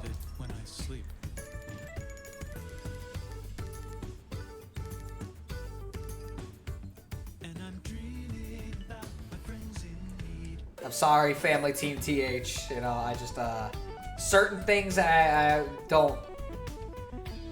Well, it's just profane, but alright. Well, it's the name of it, mainly. I already, it's kind of like, okay, well. Maybe I'm thinking of the wrong thing, but the random shapes remind me of it. Ah, I see. Excuse me, I read that wrong. I'm a dunce. Oh, okay. That's great. It'll fucking pay off. Let's see. Shoot. I don't want to get a copyright claim, and like all the stuff that's coming to mind is all fucking, you know. I guess we could play this one. That's the one. Just as a little bit of filler. I wonder how many people will recognize this. I got something else. Just type in the title of it so I can just type it on YouTube. Thanks to you, I've watched 5 videos because they had Desu in their title. Perfect filler music. Oh, yeah, somebody recognizes it, clearly. What's the title of it, Family TH? It's easier for me, you to just fucking tell me in the chat. Than just put it in like quotes and I'll type it in.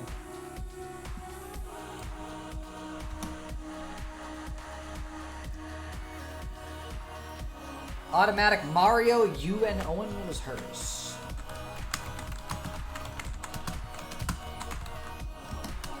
Ah. Oldie but a goodie.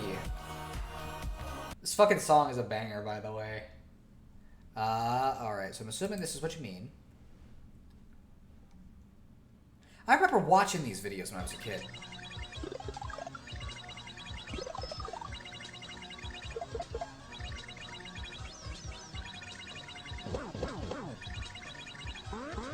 I've watched these a lot. Yeah, I watched like versions of other songs. Not You and Owen was her, but like other things.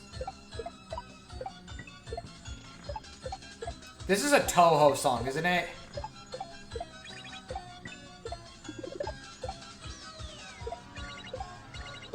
It is, okay. Anything You and Owen is bound to be a classic. That's probably fair. It's like the only fucking song from Toho I immediately know off the top of my head, so. Found the Baby Einstein thing if you want it to Discord. I guess we can watch it, I just don't know what it's gonna be.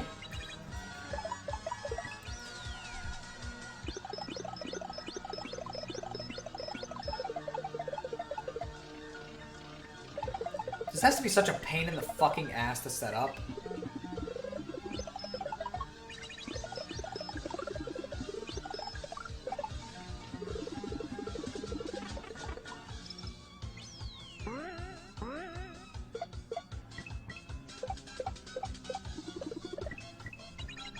I'm worried because there's baby in the title. Pretty much. I put it in the horror section. Okay, so I should definitely be wary then.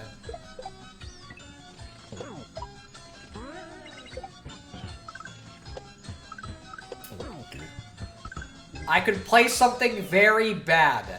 Like something horrendous. And I want the chat, I'm not going to tell you what it is.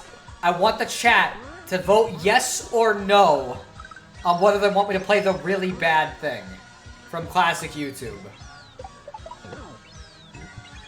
I see 2 yeses. You guys are going to fucking regret this decision.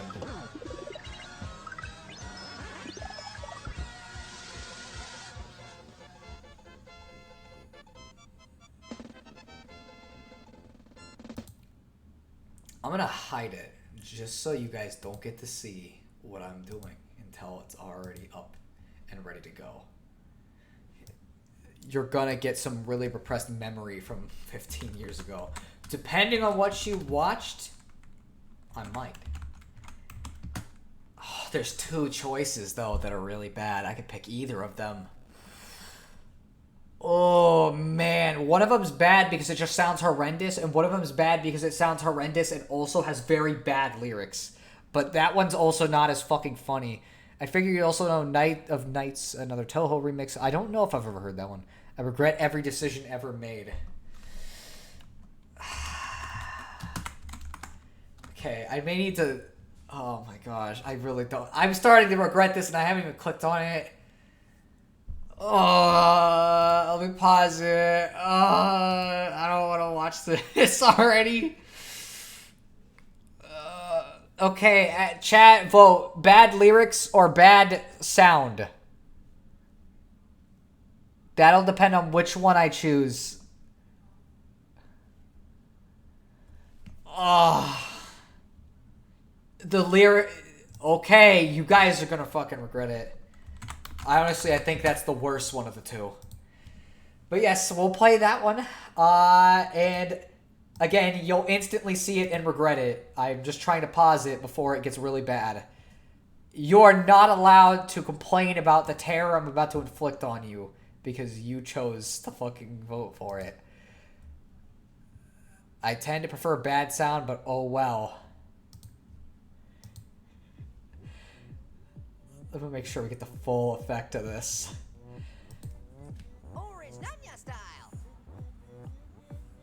You guys said, I like when music sounds super discordant. I've got so many. What's another one to add to the pile? Why did you do this to us? You could have picked the party rock parody instead.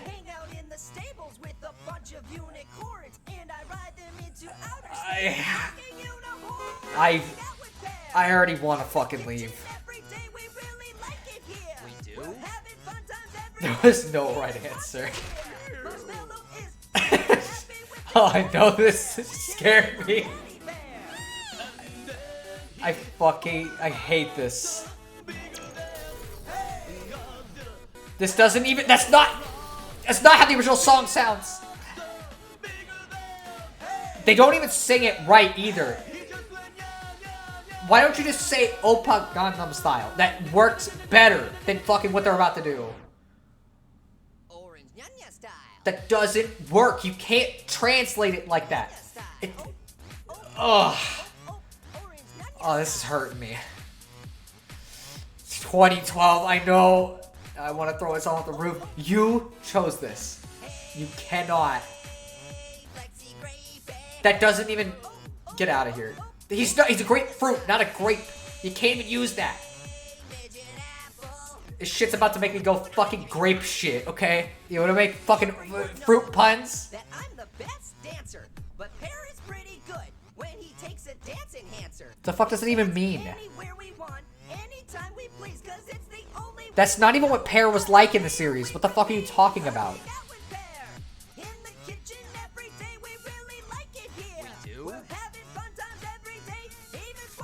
Dance enhancer. I really don't... Trying to think of stuff from 2006 to 2009. But it was 11 years ago. It was 2021. 2012. Is it cocaine? Honestly, maybe. This is unbearable. You just gotta make it a little further, Rant Geek. We'll survive this together. Remember the TV show? In my nightmares, yes. I can't. You can make it. Come on, Geek. You're so close. Ugh. I hate how he says, "Oh, do it better, at least, please."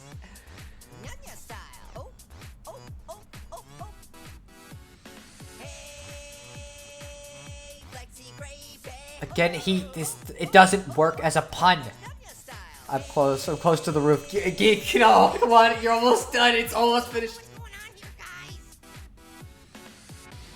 See, you made it. It's all good. We're fine.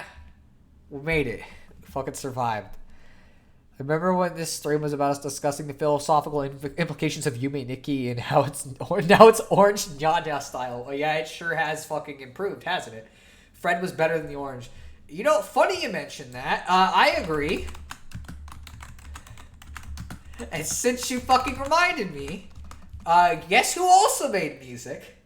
But, and I'm gonna warn you, it's not as bad. It's not great, but it's not as bad. Okay. No, Geek, I promise. I promise. It's not as bad. Fred was better than Orange. Look up 1-2 Oatmeal after this. Okay, I'll try to. Please don't. Hey, it's Fred! I can't fucking... It's, okay. Geek, give it a chance, okay? Unironically, I actually kind of like parts of the song, okay? Every time Christmas comes around, I kind of think of it. Like, the rap's bad, the chorus is not that bad.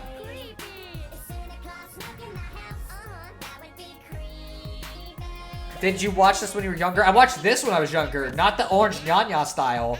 I found out about that later, but I did watch this as a kid. I've never seen this, though. Have you ever seen Fred himself? Fred was better than the orange, so you did, I guess. And yes, it is. So, I guess you said that earlier. It's kind of strange when you think about it that way. Snowman came to life. That would be creepy. Like, I'm sorry, it's catchy, okay?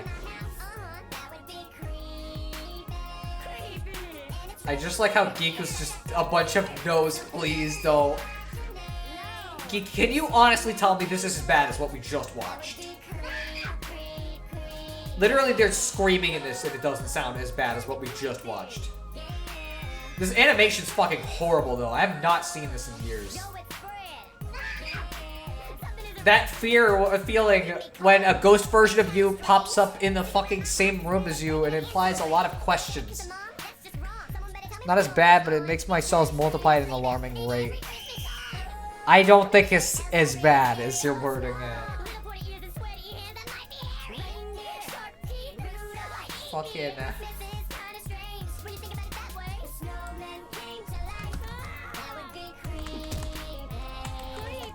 It's like comparing Superman 64 to Sonic Blast, meaning one of them is without a doubt worse than the other, because Sonic Blast... Oh, no! Well, okay, I guess it's over. Sorry, guys, we didn't get to finish the song. But... Fucking... I don't know. Let's see... 1-2 Oatmeal. I'm assuming this is the one. Better not be 1-2 Buckle My Shoe. I'm gonna be pissed. 1-2 Hotmail. Kirby is a paying guy. 1-2 Hotmail because Kirby is very cute. This is amazing. Hotmail. Kirby is a paying guy. 1-2 Hotmail because Kirby is very cute. Kirby inherits his enemies and make it later. Kirby is so happy this is fucking great. Because he's such a paying god. Kirby inherits his enemies and make it later. Kirby is so happy this is something he can because he's such a paying. What is the context behind this? One had the potential to be an amazing game and the other is Sonic Blast. So you mean Annoying Orange is probably Sonic Blast, whereas the Fred song is the Sonic 06 by comparison. This was done in earnest, by the way. I love it. I love it so much. What a triumph is that? When you're happy, you enjoy the music. When you're sad, you understand the lyrics. Okay, this is amazing. Essentially, yes. What that also implies, though, is if Fred's song is Sonic 06, that means there is some good elements to it. There was a recent Kaizo mod for GTA 3 that used this song in one of the radio stations. It's the only song on the radio. It's fucking great. Because Sonic Blast is irredeemably awful. You mean irredeemably fucking mid. Fucking... Because he's such a big guy. Because he's attacked by King Dedede. Swings his sword of King Dedede defeat. What a triumph is that? Here comes Kirby to meet and to project. Because he's attacked by King Sonic Blast is absolute garbage. I don't understand. Cabby's very cute. Fucking true. Sonic Blast isn't the worst thing. It isn't. I don't understand. I want to play the Rainbow Road song since this reminds me of that. I don't know if anybody's ever heard this either, but it's fucking great.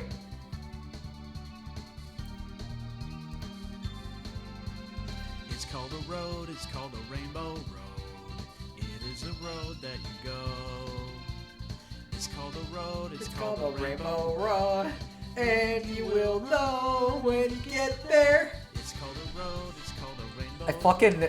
Every time I hear this song, this is what plays in my head, and I hate it. It's a road where you go when you die. This got stuck in my head for like an entire day, by the way. It's a road called Rainbow Road. It's a road we're all gonna go. It's a road called Rainbow Road. It's got Mario, Prince Mario and the Toad. I fucking messed that up. I'm sorry. I failed. I fucking love this. I want this in the GTAs. Trade this Kaizo mod. This sounds fucking great.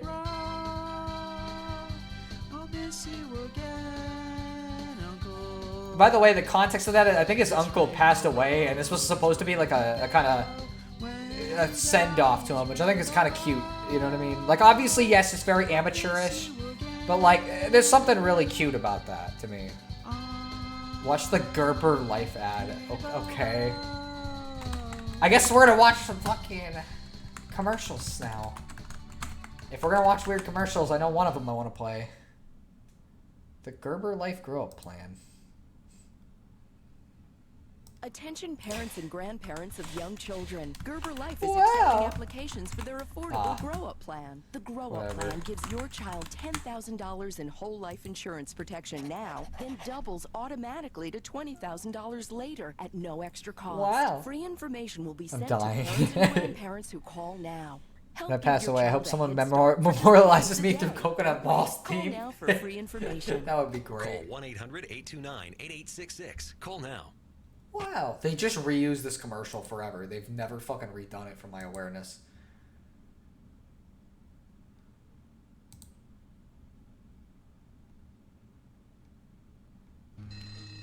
This is one of my favorite game commercials. Not really, but like, what the fuck is this? That's a finger, by the way.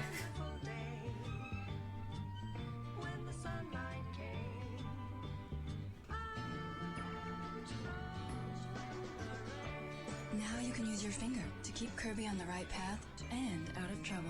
Kirby Canvas Curse for Nintendo DS. Rated E for everyone. Touching is good. It says it for a split second, then it cuts it off, you know. I love this commercial. Kirby's best friend at Pettyfinger. For switching to commercials, how about some JG Wentworth? I guess we're gonna do JG Wentworth.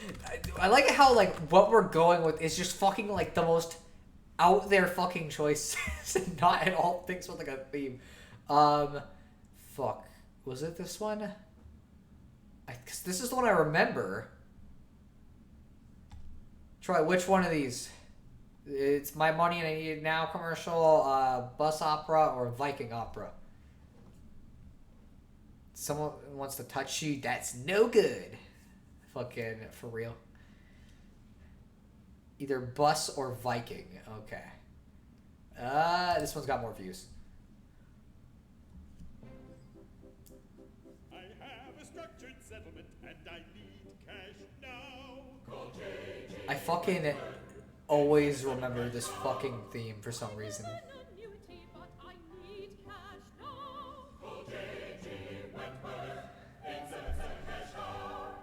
How about the Mario Sunshine one with the kids singing? Oh, we gotta do that one.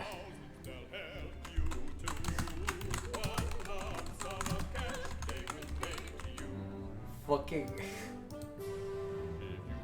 This is not a paid ad, by the way. I'm not paid to advertise JG Wentworth.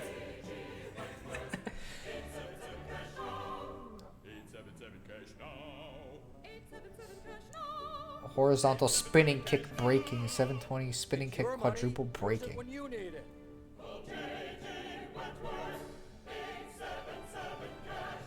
This commercial played so fucking much for some reason.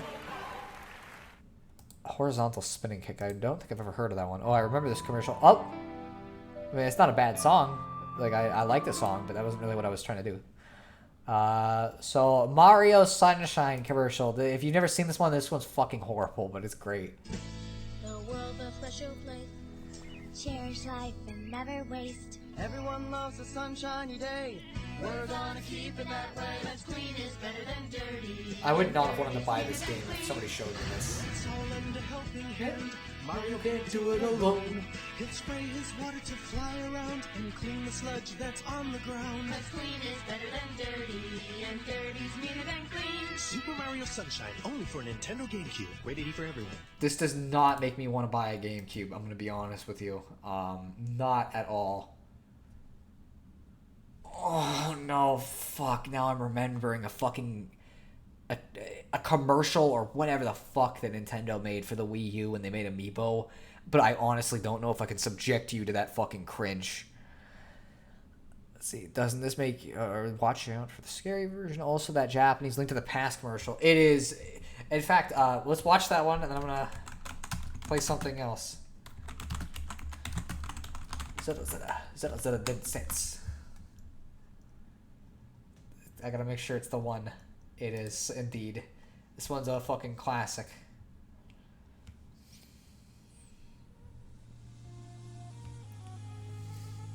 I think I know what you're talking about. Yeah, the Amiibo commercial is so bad. It was so bad.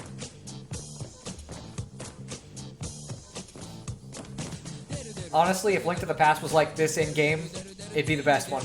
Best Zelda.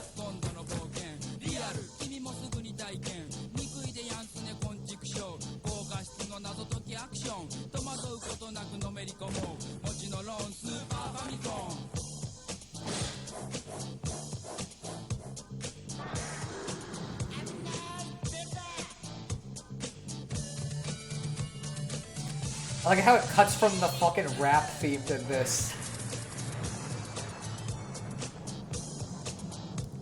I know the Amiibo commercial. Why the fuck did everybody watch that? Like, why? After like 2 minutes, I just wanted to leave, but I kept going, hoping it would get better, and it never did.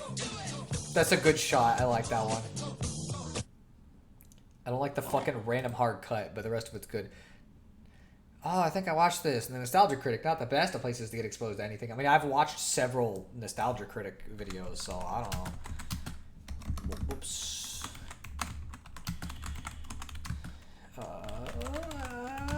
Let's do that.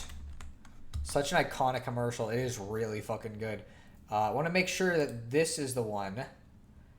Because they actually brought it back a little bit. It's not as cool because they don't have the whole dance number. But they did fucking bring back the rap and shit, which I think is really cute.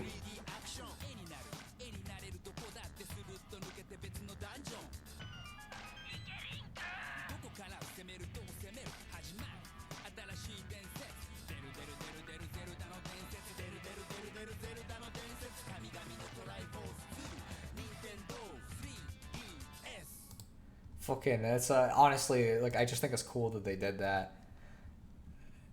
If nobody says anything, I'm gonna have to play it. I'm gonna have to play this for you guys. You know, you can fucking Not as good as the original, but still neat. I honestly think it's just cool that they even did it. 3.5 hours. I know you see 4 minutes, you're thinking, it can't be that hard to watch. It's not going to be that bad. You have no idea. Those Ocarina of Time 3D ads with Robin Williams, they are kind of sad in retrospect, especially. Get ready for the worst fucking ad you've ever seen. Wow. My girl Peach is in. I'm ready. DK's in. This is gonna be bananas. I'm not in. You're not in? I don't have one of those. I love you. You're my brother, but I don't know if you're ready. It's his time. It's his time. Your favorite princess away from you? No, and I actually didn't make it into the track team that day, so I was kind of upset. That was just a personal thing. You didn't make the track. I mean, I made the track team. It's a no-cut thing. There is a cut. I gotta get one. Go get your mom and get one so you can get in. All right, I gotta go. I gotta go. Bye, Jack. Wait, why do you say bye to just you? Oh, that could be a nice Don't say that, dude. That's not funny. It's not funny at all. Robin Williams did not know about that. Why do I remember this? My brother has. But, by the way, firstly, good luck. You're not finding Marth. What the fuck? Getting one of these. I'm getting one of these. Yeah, good luck finding most of those amiibo at that time. You can find Mario, Peach. That's it. What the fuck? Mario and Peach together. Me and Gina together. Why did you do it like that? Why'd you give me that face?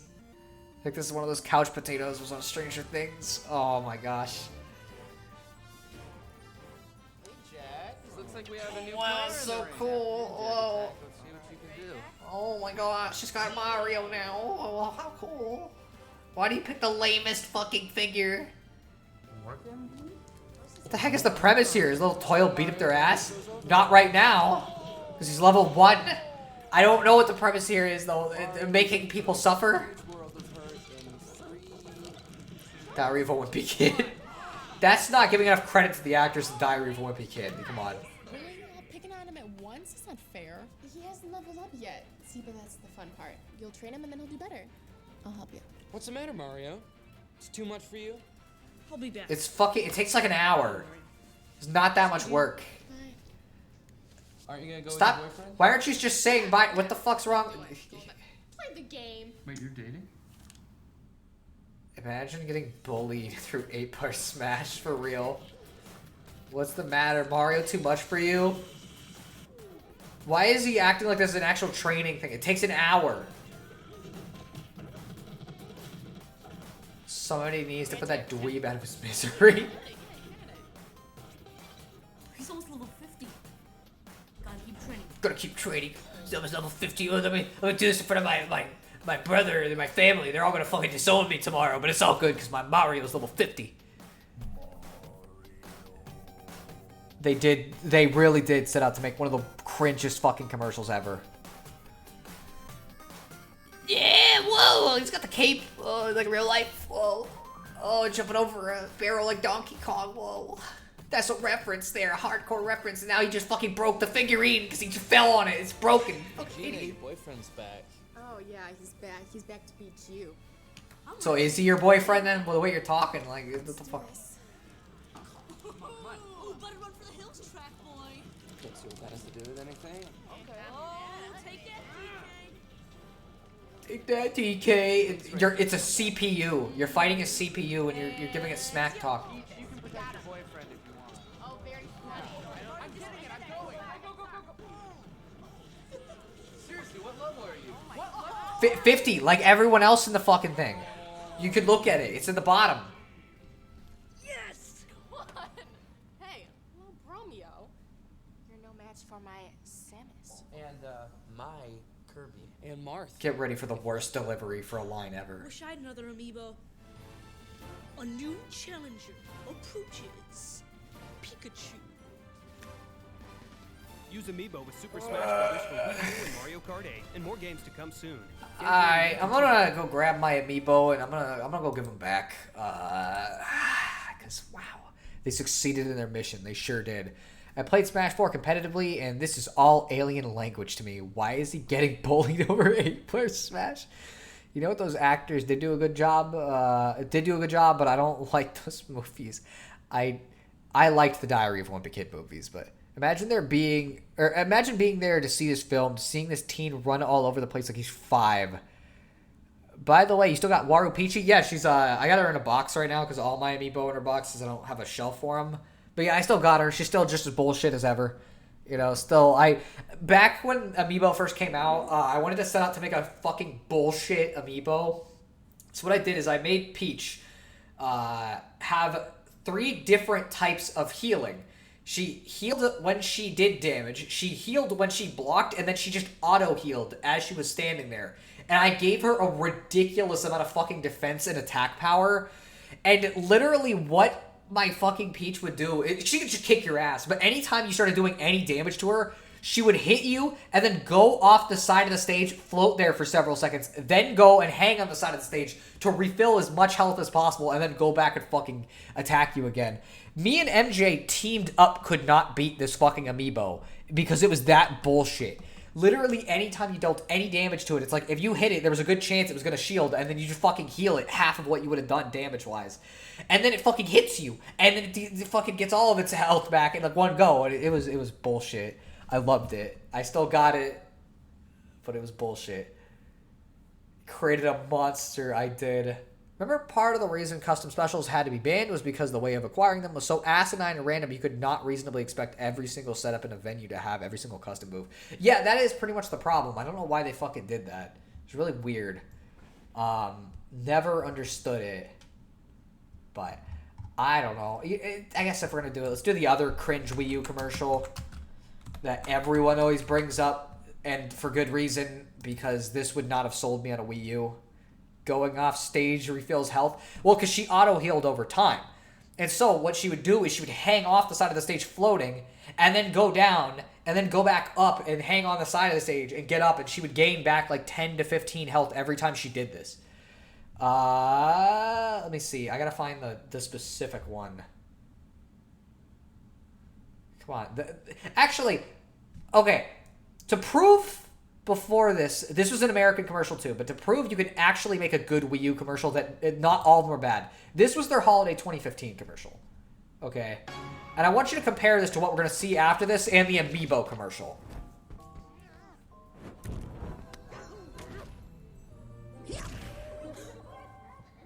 So yeah, besides the kids being it, obviously, which immediately makes it more cringe, it's like, wow, that made it look kind of cool. Like, I actually kind of want those games a little bit, you know?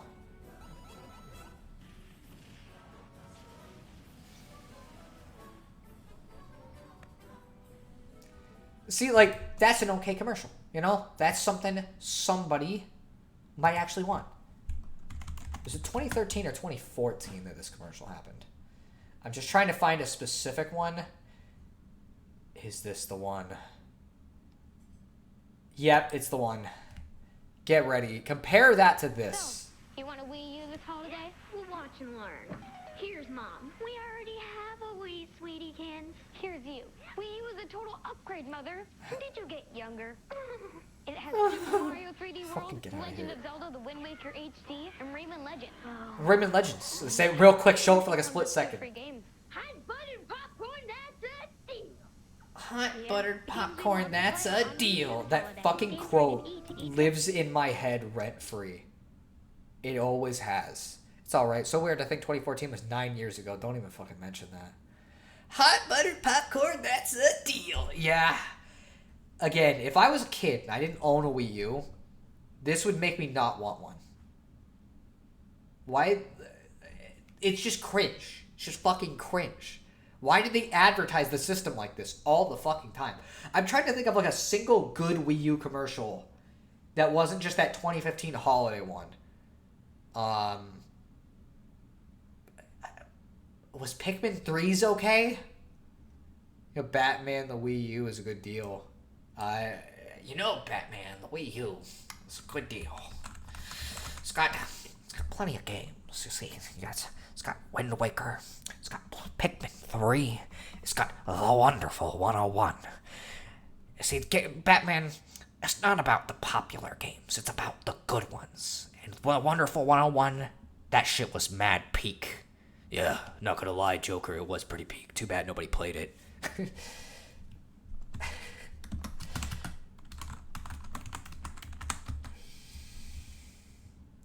Let's see.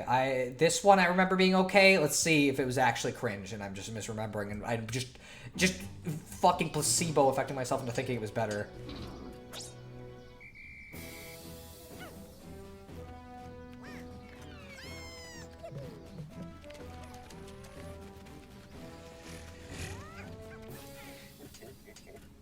You can lead a loyal legion of Pikmin and It's not bad, I guess. fierce creatures, overcoming huge obstacles and solving puzzles. Why did you show the little rat guy as huge obstacles? Why not show a boss for that part? It seems weird, but otherwise not bad. It wasn't a bad commercial. I recognized the hot buttered popcorn kid from some Disney show from that time. He was in a Disney show, but what the fuck show was it? I don't remember. My Wii U was a Smash 4 machine for about 1,600 hours, and then I haven't touched it since. I still got my Wii U over here. I turn it on whenever I want to play older stuff, usually, or Twilight Princess HD, because that's not on Switch, and I love that game. Isn't 101 worse on Switch? It is. It fucking sucks. They borked the port.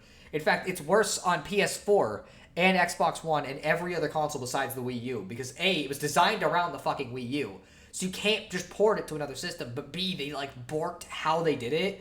And instead of removing shit that would have been really awkward without a gamepad, they just kept it in and made it incredibly awkward. I think it was Austin and Alley that the hot buttered popcorn kid was in. That sounds about right, actually. I'm trying to think of other like commercials that this one I liked. Like this, when I was when I was a kid, this is kind of what partially made me want to fucking buy it. It was just this commercial because I thought it was really cool. It's not like super crazy, but it's just neat.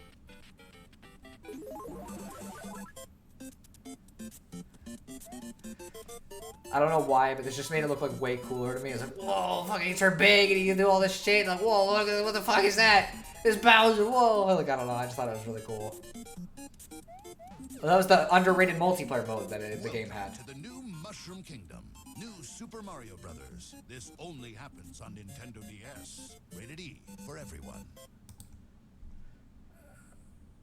It's not a bad one. I think it was Austin and Alley, yeah. Now this is a commercial. I really like that one. It's just really good. I'm trying to think of other fucking good commercials. Fucking why? Like, I'm gonna click on this, but why? Mordecai, if you keep dating Twilight Sparkle, you're fired. Troy, you know context behind this, because, like, you know the other character in this, because I know this one. I don't... Funnily enough, you actually might know more about this one than this one, Troy, which is kind of fucked up.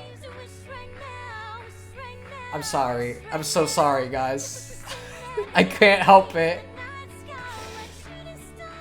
If somebody names a commercial, I'll play something different, but, Hey, Troy, what was the personality of this one? Because I don't know any of them.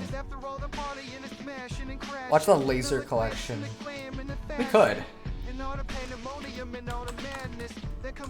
It's because of this fucking video series that I misspelled laser for most of my life.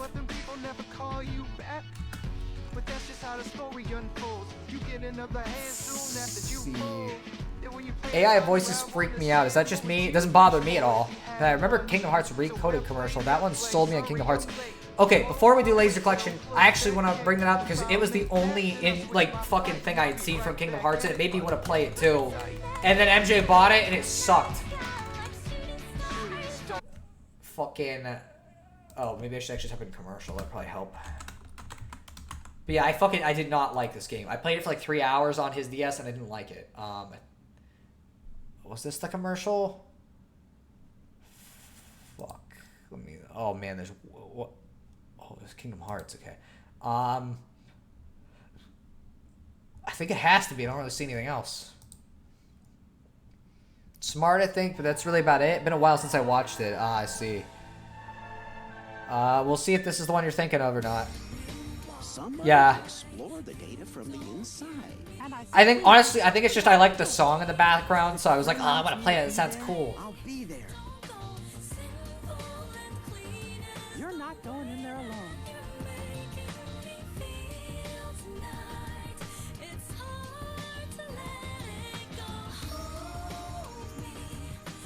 Kingdom Hearts Recoded, exclusively for your Nintendo DS systems. Rated M, 10 and up. Mordecai has a good singing voice. He does indeed. It was the first one. Well, yeah, we watched it. It's a good. It's not a bad commercial. Just sucks that the game is bad. Any preference for Laser Collection? Because I have a preference for 5, but like we can watch any of them, I guess. I just think the 5th one was the funniest one. Simple and Clean is an absolute banger. I mean, they used it for like 4 games. It is absolutely like one of the best tracks I've ever heard from Kingdom Hearts, and it sucks that we couldn't get a remix of it in Smash because of the fucking licensing around it. When it started the first, I guess, I just think we should go with the best one because I'm not going to watch all 5 of the fucking Laser Collections. Although I could show you 4 because that one was great. This one was the best one. The guy made this when people kept begging him for new Laser Collections, and he didn't. Jim. They Hello, said Jim. you should be able to make Blah. it faster than this. Hello, So this is what he Peter made. My name is Tyler Blah. Spider-Man, you will be... Wait. Spider-Man, you will be defeated, Blah. Want to hear a song? Why, yes, I'd like to hear a song. Blah. Sure is quiet around here, Dr. Octagonus, Blah. Hello, Sam... Wait. Oh, shit. Yes, I would like to hear a song, Blah. Fucking goes back. Sure is quiet around here, Dr. Octagonus, Blah. Hello, Sam. Would you care for some French toast? What? Yes, I would care for some French toast, Jim. Can I? Oh, sorry, Jim. Yes, I would care for some French toast, Steve. Yes, so you can. Wait, Sam, would you like syrup for my French toast? Yes, I would like to have some syrup for my French toast. Okay, let me go get the bottle for the Let me get the syrup. Fucking one shot that was hyper realistic. I'm a fire. Oh. This was like the best one. Stop fucking showing me the stupid Mortatweet videos. I hate this. Anyways, yeah, I think the Laser Collection 5 was the actual funniest one, personally. I'm gonna be real. So I think I'd rather watch that one. Hyper realistic. It was. You could see for like a frame, there was like a picture of a guy's face that was hyper realistic. People hated it on release. That was what was stupid. Like, it was a funny ass fucking thing. Like, it was such a good joke, and everybody was just being a little baby about it. Let's see. It's not a consolation prize, but the orchestral version of Simple and Clean was in Sora's reveal. I know, but it's just not the same. It needs to be in the game, and it needs to be vocal. So yeah, anyways, was it really 6 minutes and 40 seconds? That's wild, if so. We can skip over the lore shit, because I don't think any of you care. Dr. Octagonopus kills his kid. So that's it. That's the joke. It's not a... It's fucking... In the world of abrupt comedy, there's only one collection you need. It's the greatest collection. Humor was different back then, really. For real. That is pretty funny. It's fucking great. It's the Laser Collection 5! It's the thing with the place and the guys in the side and the place with all of the monsters! Fucking lives in my head rent-free. Nowadays, Laser 4 would be a cult classic. It fucking is a cult classic. I hope it's not too loud. You're gonna figure out the gimmick for this very quickly, even just starting at 5.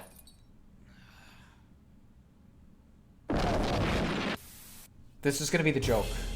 Oh, great. Maybe I shouldn't have started with this one. This is a bad start. This is something people asked for a lot, and I don't know why. And now, the moment you've been rubbing your rhubarb for.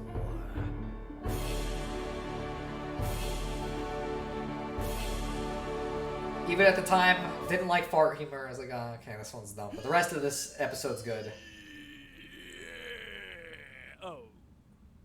Oh my god, it was just a false alarm. Oh my god, I have never been more sad than I am right now. Oh, well, that's okay, buddy. Maybe we can go and get... Does someone in the chat not know Laser Collection? I have no idea. Also, I hope you could hear me over that screaming. Well, this model here has a wonderful trunk space and plenty of... How Margaret Thatcher's story This fucking one is really fucking dumb. Canon Britain. Look at all this shit in here. I want to get the black lung. Oh, rip, skip, and Jim, Sally Brooke. This is insufferable.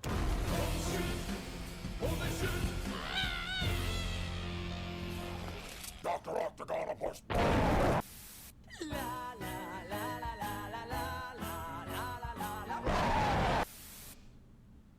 Oh, this one's good. That is a table. Fucking. I eat there. Get off.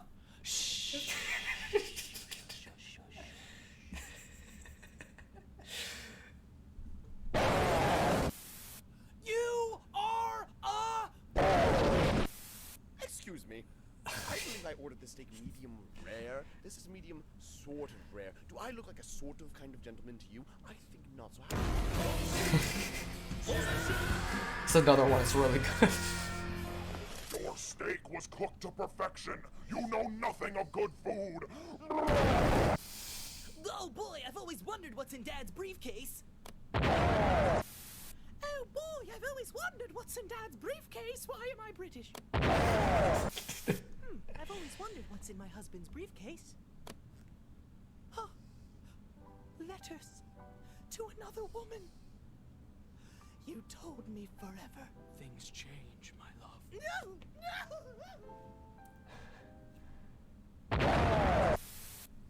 My wife left me. Oh man, this might not be good content for Twitch for this one. The only comfort I can take in my miserable life is knowing that it's all about to end.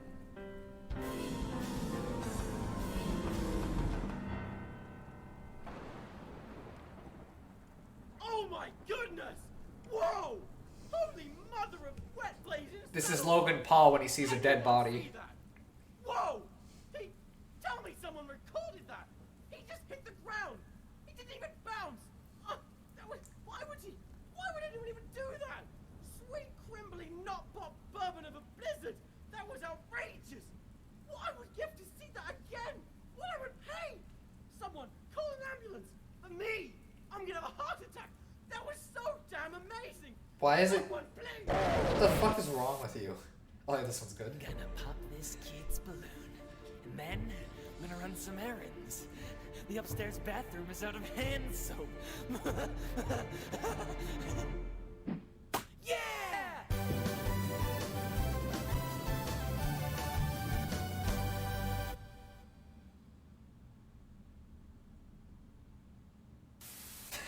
I am a dirty boy. It's time to play piano. G. G. Still a G. It is It's similar not to gonna Tom's stuff. change. Oh yeah? Well, how about this?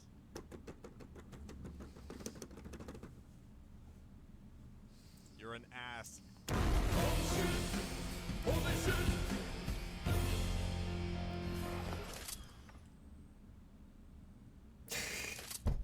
It's fucking dumb. Hey. What's the difference between me and a ghost? I don't know. What? Ghosts aren't dolphins. Fucking always hated these stupid dolphin movies. There are not many of them, but there were too many. Good luck to you, my friend.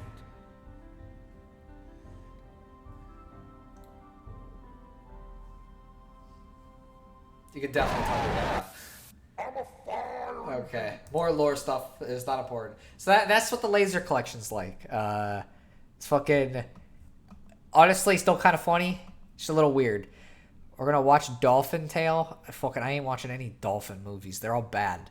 It's stupid. Fucking dumbass concept. I don't care. Don't care what anybody says. But yeah, fucking it is a classic. Let's see. It is 10:37 where I am, so I should probably start ending the stream. So I think we should end on like a song or something. Echo the Dolphin, the movie.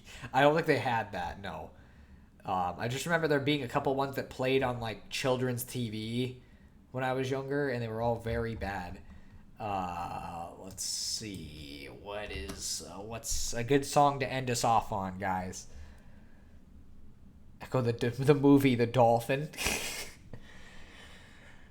Let's see. I'm gonna pick a random person from chat. I'm gonna let them choose the song. Troy, choose a song to end us off on. I can't choose Hey Yeah because that's an actual real ass song and it'll definitely get me a copyright claim.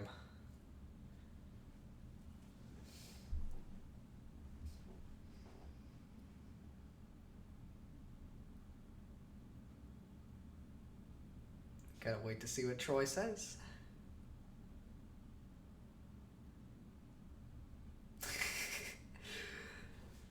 Oh man. Is that truly a random selection, or is that really a random selection? Yeah, I looked at all the names and I was like, okay, which one am I gonna pick? And I was like, and Not like that, but like in a sense I was going through it in my head and I'm like, Troy. Because I already... It's like, I don't know. Like, I don't usually ask you for specific suggestions when I ask the chat. I usually ask, like, just everybody. Yeah, so... You gotta choose it, Troy. And if not, we're ending the stream on fucking Party Rock from Annoying Orange. So you better pick something good.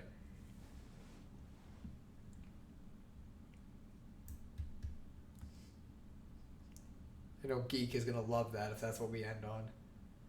Please save us, Troy. Not that song, Soto. Geek, it's up to Troy. You gotta get him to choose something.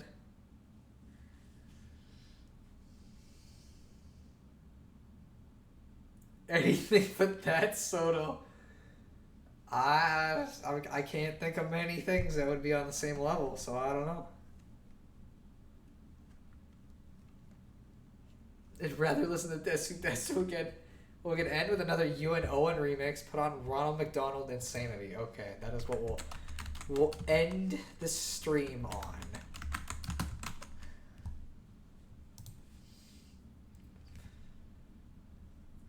I'm guessing this is Nico Nico.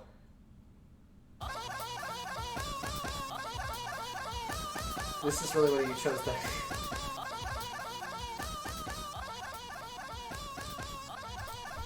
Why was he such a meme in the Japanese fucking, like, internet community? Oh no, not the Mick roll.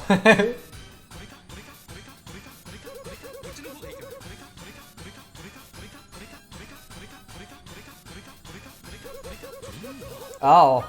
Would you prefer Party Rock?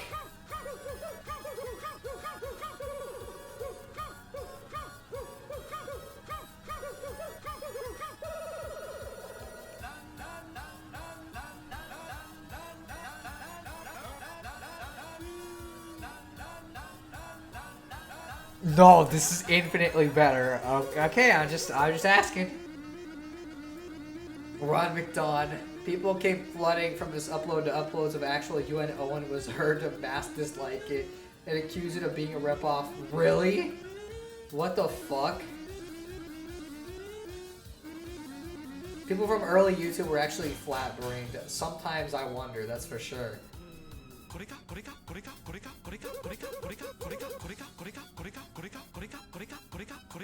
I don't know how they couldn't know that, like, hey, wow, this sounds like fucking something else. This doesn't sound like it's just a McDonald's fucking song.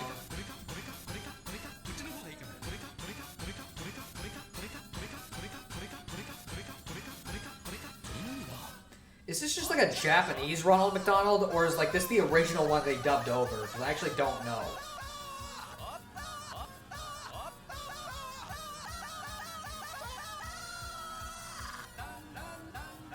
Because it looks like it's not the original Ronald to me, but I can't really tell.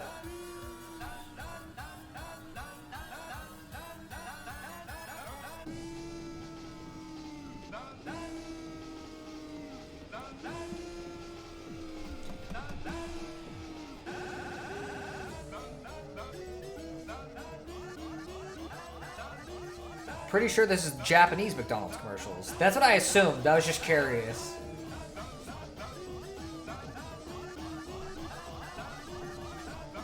Honestly, Ronald McDonald is, like, just kind of whatever, but he's a lot better than the mascot they had after, which was that fucking, like, weird sack thing that had really creepy eyes and shit.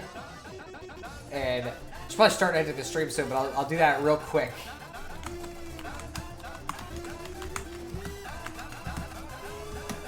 Mascot. I'm talking about... Oh, they're not going to show the whole thing? This one. What the fuck were they even thinking with this? Why? Like, who looks at this and is like, yes, this is what I want?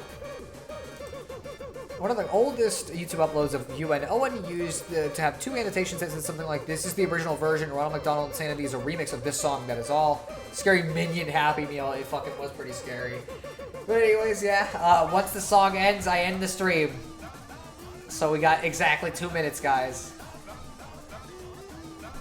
So, you guys got that much time to say any extra things? We've been going for way longer than I intended to.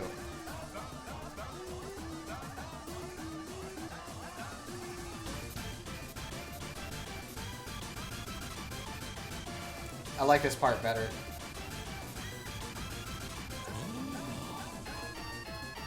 Toho is good, that's all. I mean, it's probably fair. I've never played it. It looks too hard.